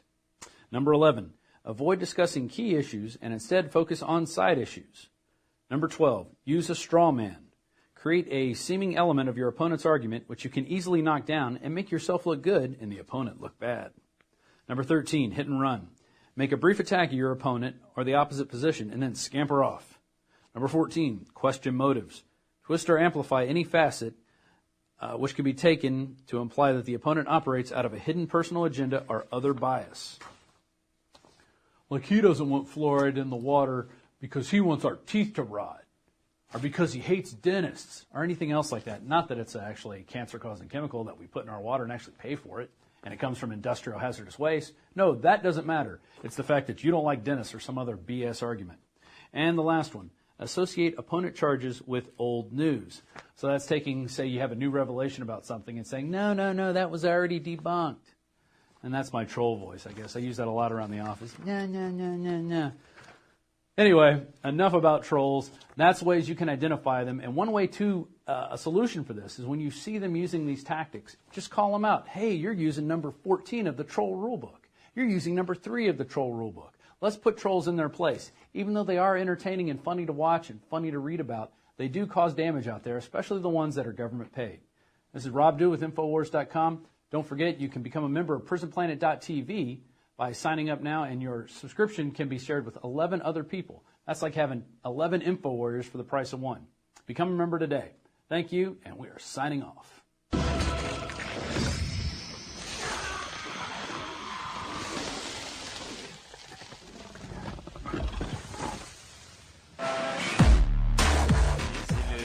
I wanted to say that I love the conspiracy realist t-shirts that you can get only online at ship.truthortease.com. I knew a conspiracy when I saw America is run by the CIA. Yes, the CIA. That's why you have to wear a conspiracy realist t-shirt all the time to let people know that you are not stupid. Go to ship.truthortease.com. Ship.truthortease.com. Ship. Like to go shopping when you buy things at the grocery store. Truthortease.com.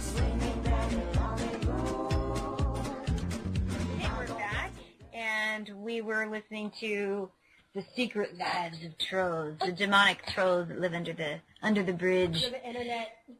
Yeah. And so during the break, I pulled up that article that you mentioned by the Refusers. And the Refusers, if you guys don't know who they are, they're an anti-vax musical group. But they do a lot of blogging and stuff on their website and have really good articles on there. And carried one of my articles one time. But anyway, they said that you were talking about how they're going to use emotional warfare. Well, they go on to say in this article what they're describing or asking trolls to do, paid trolls, is go in there and agree with them and then say things that appear thoroughly delusional, overly nuts, blatantly and obviously wrong, even to nincompoops, etc. Occasionally spelling and grammar errors are also useful, but don't overdo it. The point of this exercise is to create an impression that drives away undecideds who may come in to check out these sites. It helps to do this as a group effort and begin gradually so the sites appear to be going downhill slowly. So they'll basically come in and act, incredible or kind of stupid. And it's funny because I've seen people like that on some of these sites. I've seen people come in and they'll have misspelled words or they won't have a picture and they'll look kind of cuckoo, and they'll come to the sites. It was, I was telling you during the break that there was an example of this, one of the groups that I belong to, and I have for a really long time. It's actually a really respectable group run by Joe Lord, who does impeccable research called the Vaccine Resistance Movement. And somebody came into the group and posted that she had used mustard to clear up eczema, like a skin disease that she'd had on, and she'd put mustard on her skin, and that cleared it up. And so people were liking it and commenting and saying, "Oh, that's cool, good for you," like this and that. And that's awesome. Thanks for the tip and things. And so it turned out she was a pro-vax troll, and she wanted to just take screenshots of what people were writing and then post it in her pro-vax groups going, look how stupid these people are and stuff like that. And then, but then joke's on her because it's actually true that mustard seeds, it's an ancient practice that has been used for skin, hair, and other health effects. Even WebMD, if you just Google it, even mainstream groups like WebMD talk about it as having been used for medicinal reasons. And supposedly it can help with rheumatoid arthritis, migraines, respiratory congestion, nightshade intolerance. Disease. We were just talking about nightshade intolerance.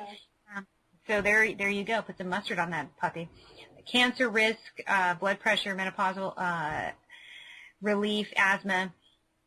So apparently, and it does hydrate the skin. It has a naturally hydrating effect, especially if you use it with things like aloe vera.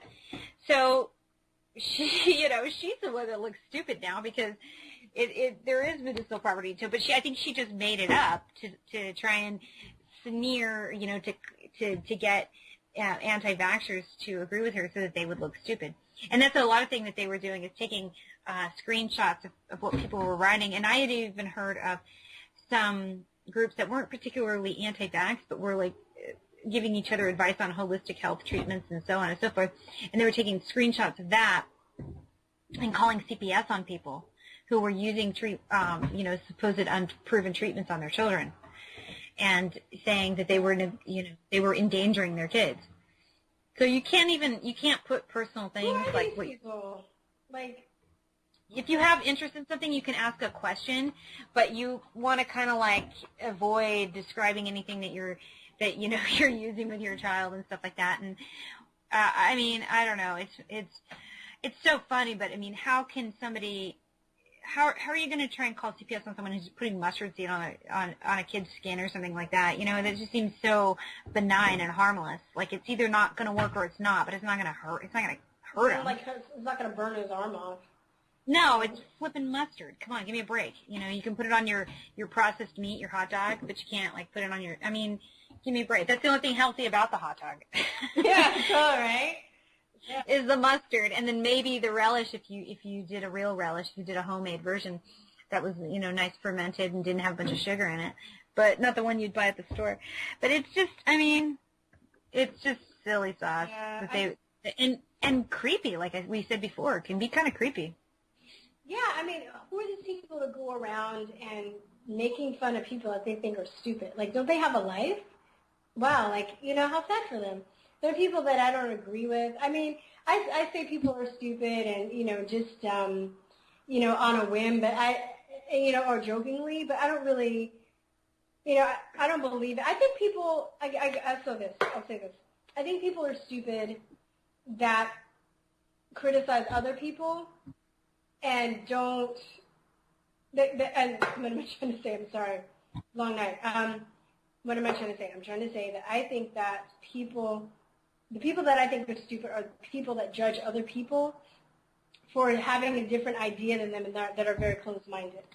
I think those people are stupid. Like Skeptovich. Right. I think she's stupid. She's not a nice person. You know what I mean? Mm-hmm. We've just lost this ability in society to, or did we ever have it, to maybe we never had it, you know? Yeah.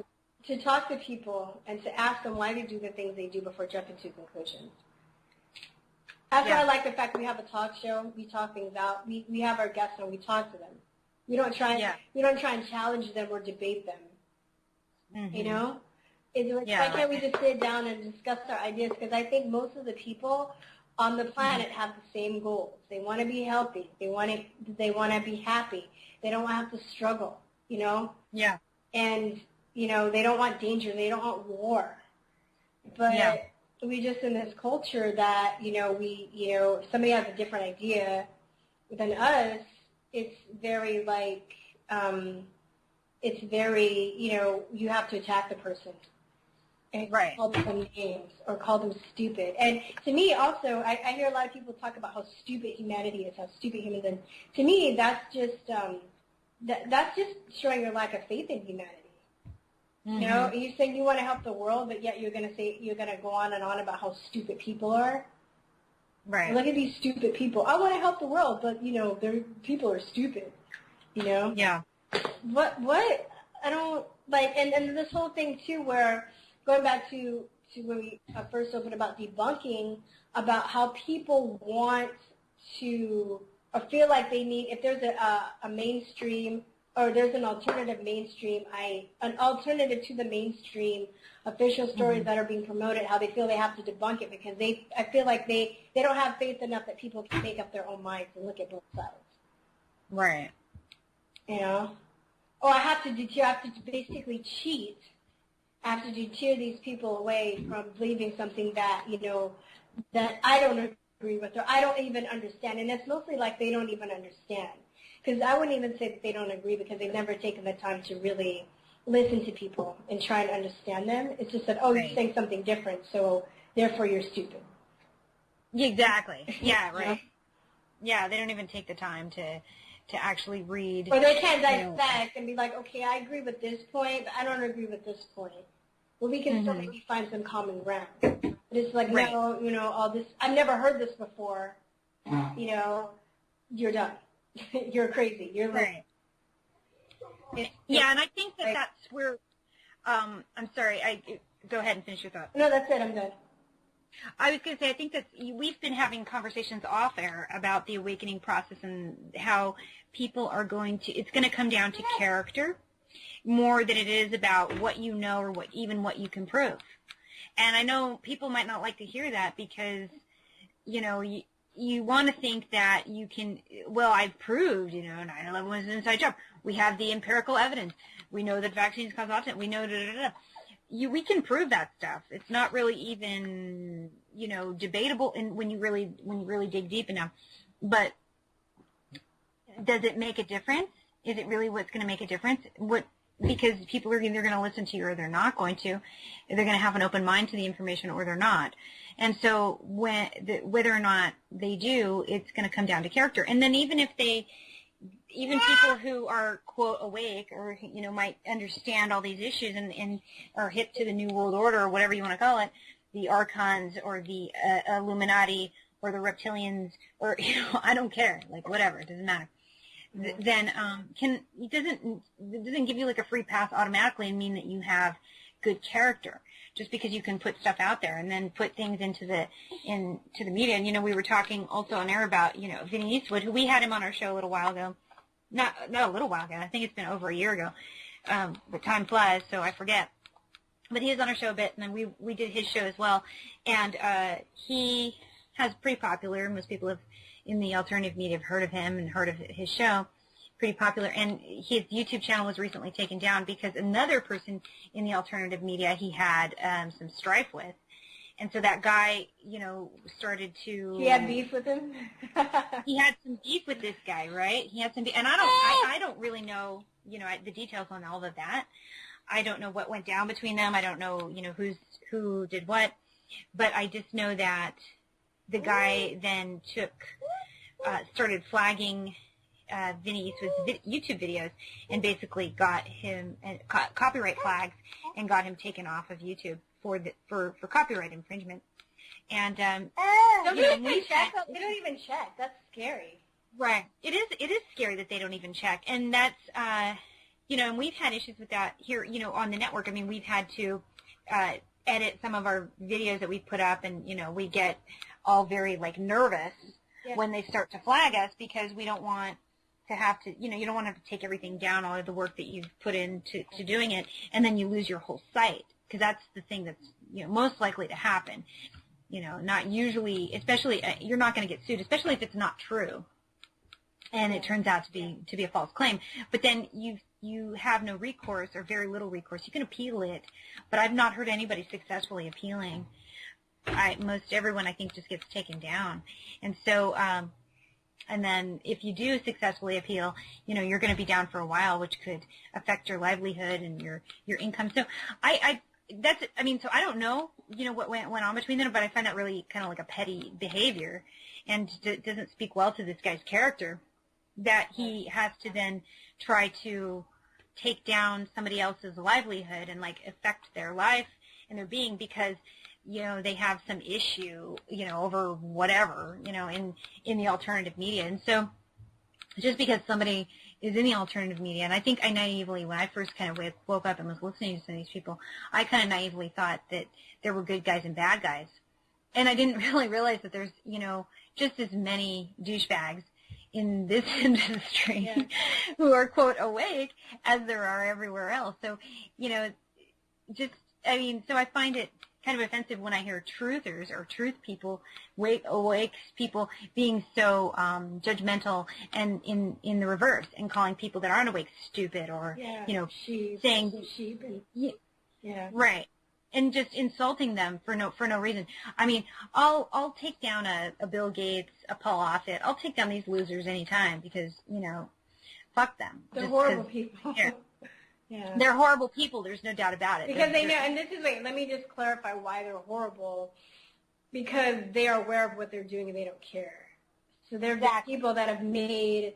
And, I went through a point, too. I was like, well, maybe Bill Gates, he's just grown up in that mentality and that paradigm, and he really thinks he's helping. And I'm like, I got to a point, I'm like, oh, wow, there's lots of people that are bringing this to his attention, and he doesn't care. So, I mean, how many times should your company be found putting poisons in your vaccines? And, I've counted 7 countries this has happened in with the Gates Foundation. 7. I would say maybe one time, bad batch, fine. But if you're huge, you're going to countries, it should never, ever, ever happen again. 7 times. At different times, too. Yeah. It's not like they make one batch and spit it out all at the same time. And different types of poisons, too. Yeah. So, one is the HCG hormone, and then the other one is just, Gardasil, whatever the fuck it, who knows what the fuck is in Gardasil.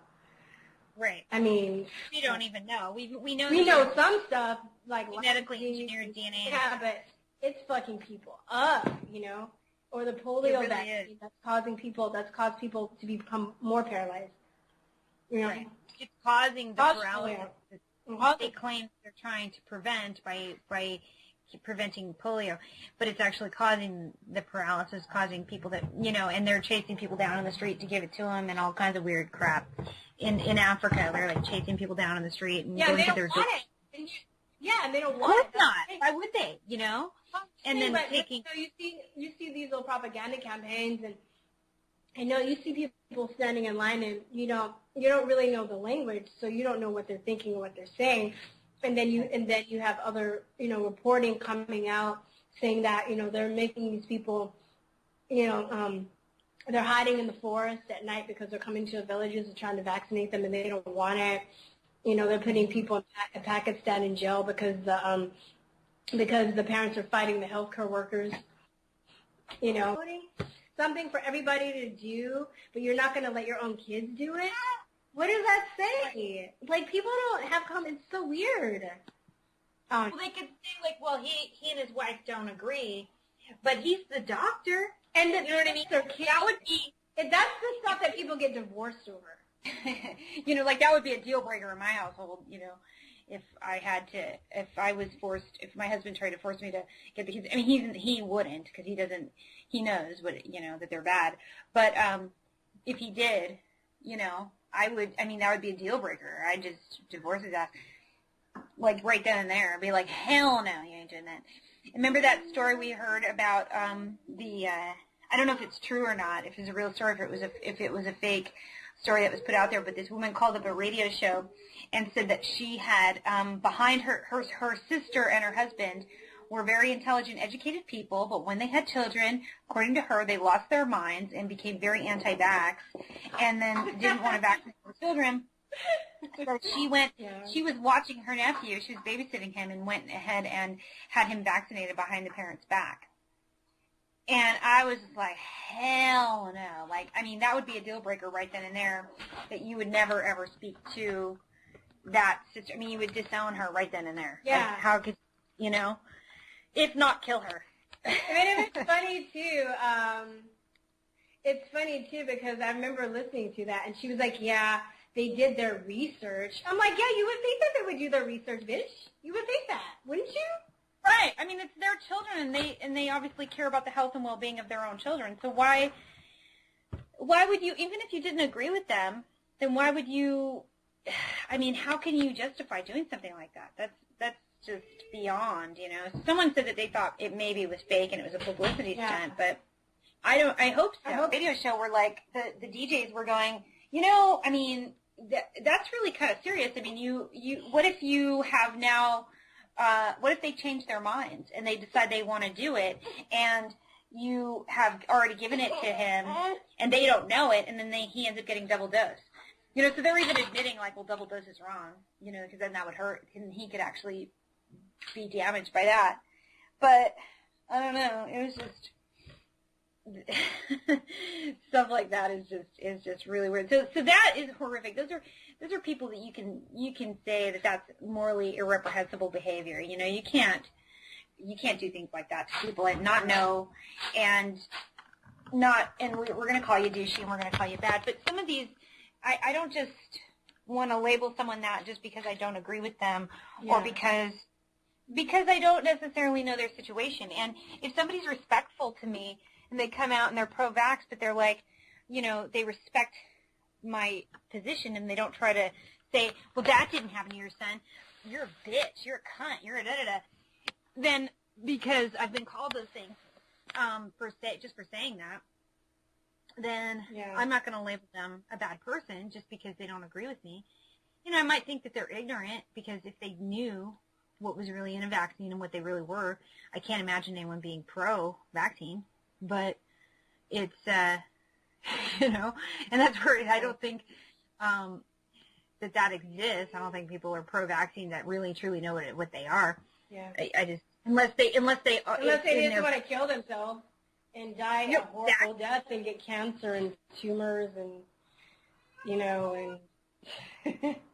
Exactly, like you were saying, with the Paul Offit and Bill Gates. Unless they know and their ultimate goal is to depopulate, I don't know if that's what Paul Offit wants, or if he just is rich and arrogant and who knows, but we know that that's what Gates wants.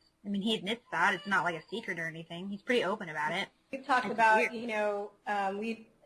before, that we don't have the money and the time to really compete with other shows, because it takes a lot of time and money really to get there. But we still root for them. We still try and push them because they're pushing the same message that we're pushing. Maybe we can't reach as many people as the bigger shows can, but we're trying to still do what we can on our level, to the best of our ability, and we're not going to hate on somebody because they can do it better.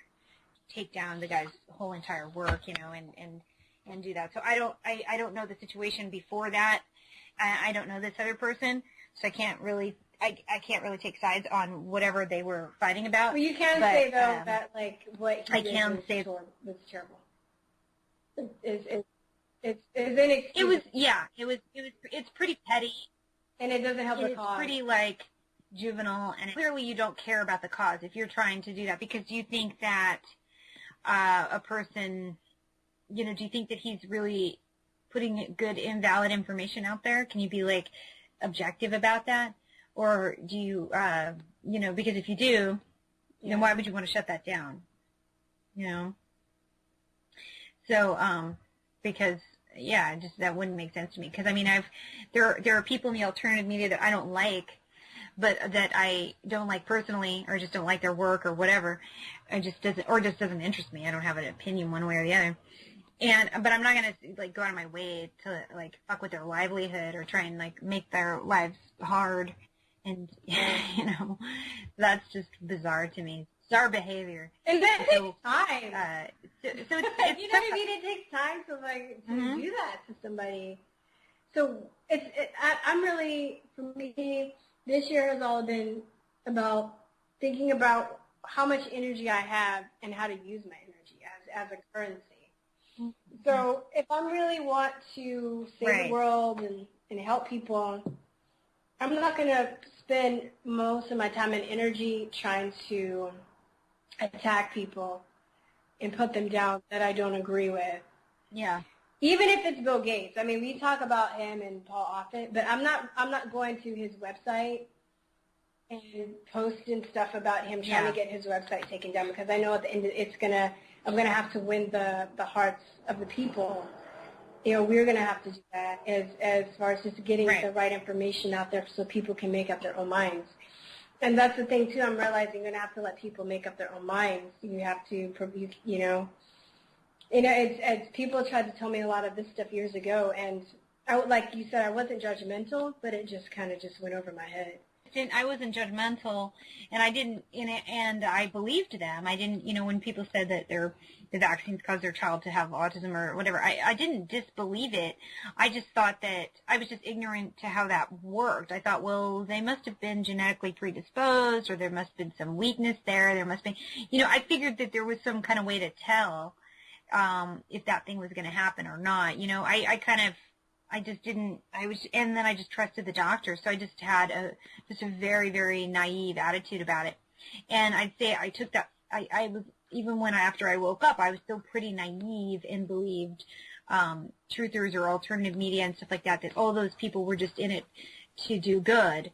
And then after doing this and being a part of doing a radio show, and then you start to realize you get a little deeper, and you start to know some of the people, and you go, wait a minute, maybe they're actually in it for other reasons. Maybe they just want their ego, or you know, or who knows?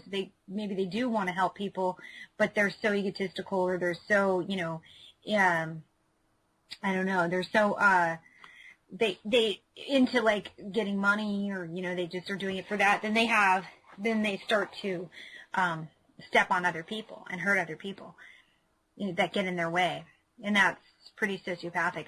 But I think that one of the things I saw about people with that are narcissistic or sociopathic, one of the top professions is media and entertainment.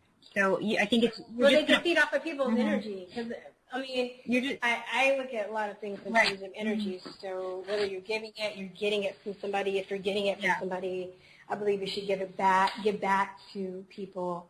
And the thing about, you know, when you're in media, you can become an idol, right? You idolize it. You have people talking about you good and bad.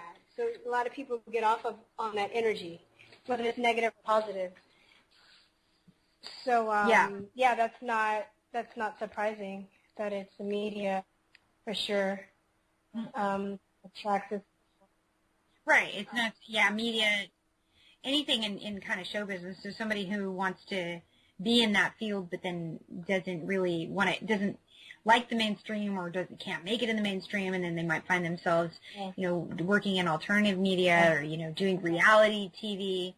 And then, you know, it seems to have a higher ratio of people with narcissistic and very self-centered personalities than the general side of that too, population. It's interesting, though. I can see, just speaking from my wants and wishes, that, you know, and people that I've met too, that they have a need to express what they're feeling. They're very passionate, they're very charismatic, and they feel they can do good by getting a good message across. And they don't have to be as selfish and narcissistic too. You can, you know, kind of want to be in that same position, but want something out of it. So, you know, you want to give back to people. You want to inspire people. You want to be able to share your experiences with people and hope to inspire them, or to make them feel good about themselves, or give them information that's you know, right too. So on the flip side of that, It's basically just the duality of it, like how everything there's a good and evil, but just like I feel like military jobs and police officers, like they draw either people that want to save people and do good and protect people, or it draws people that want to power trip and control people. Is that it's going to come down to character, because awakening, there are going to be people who might know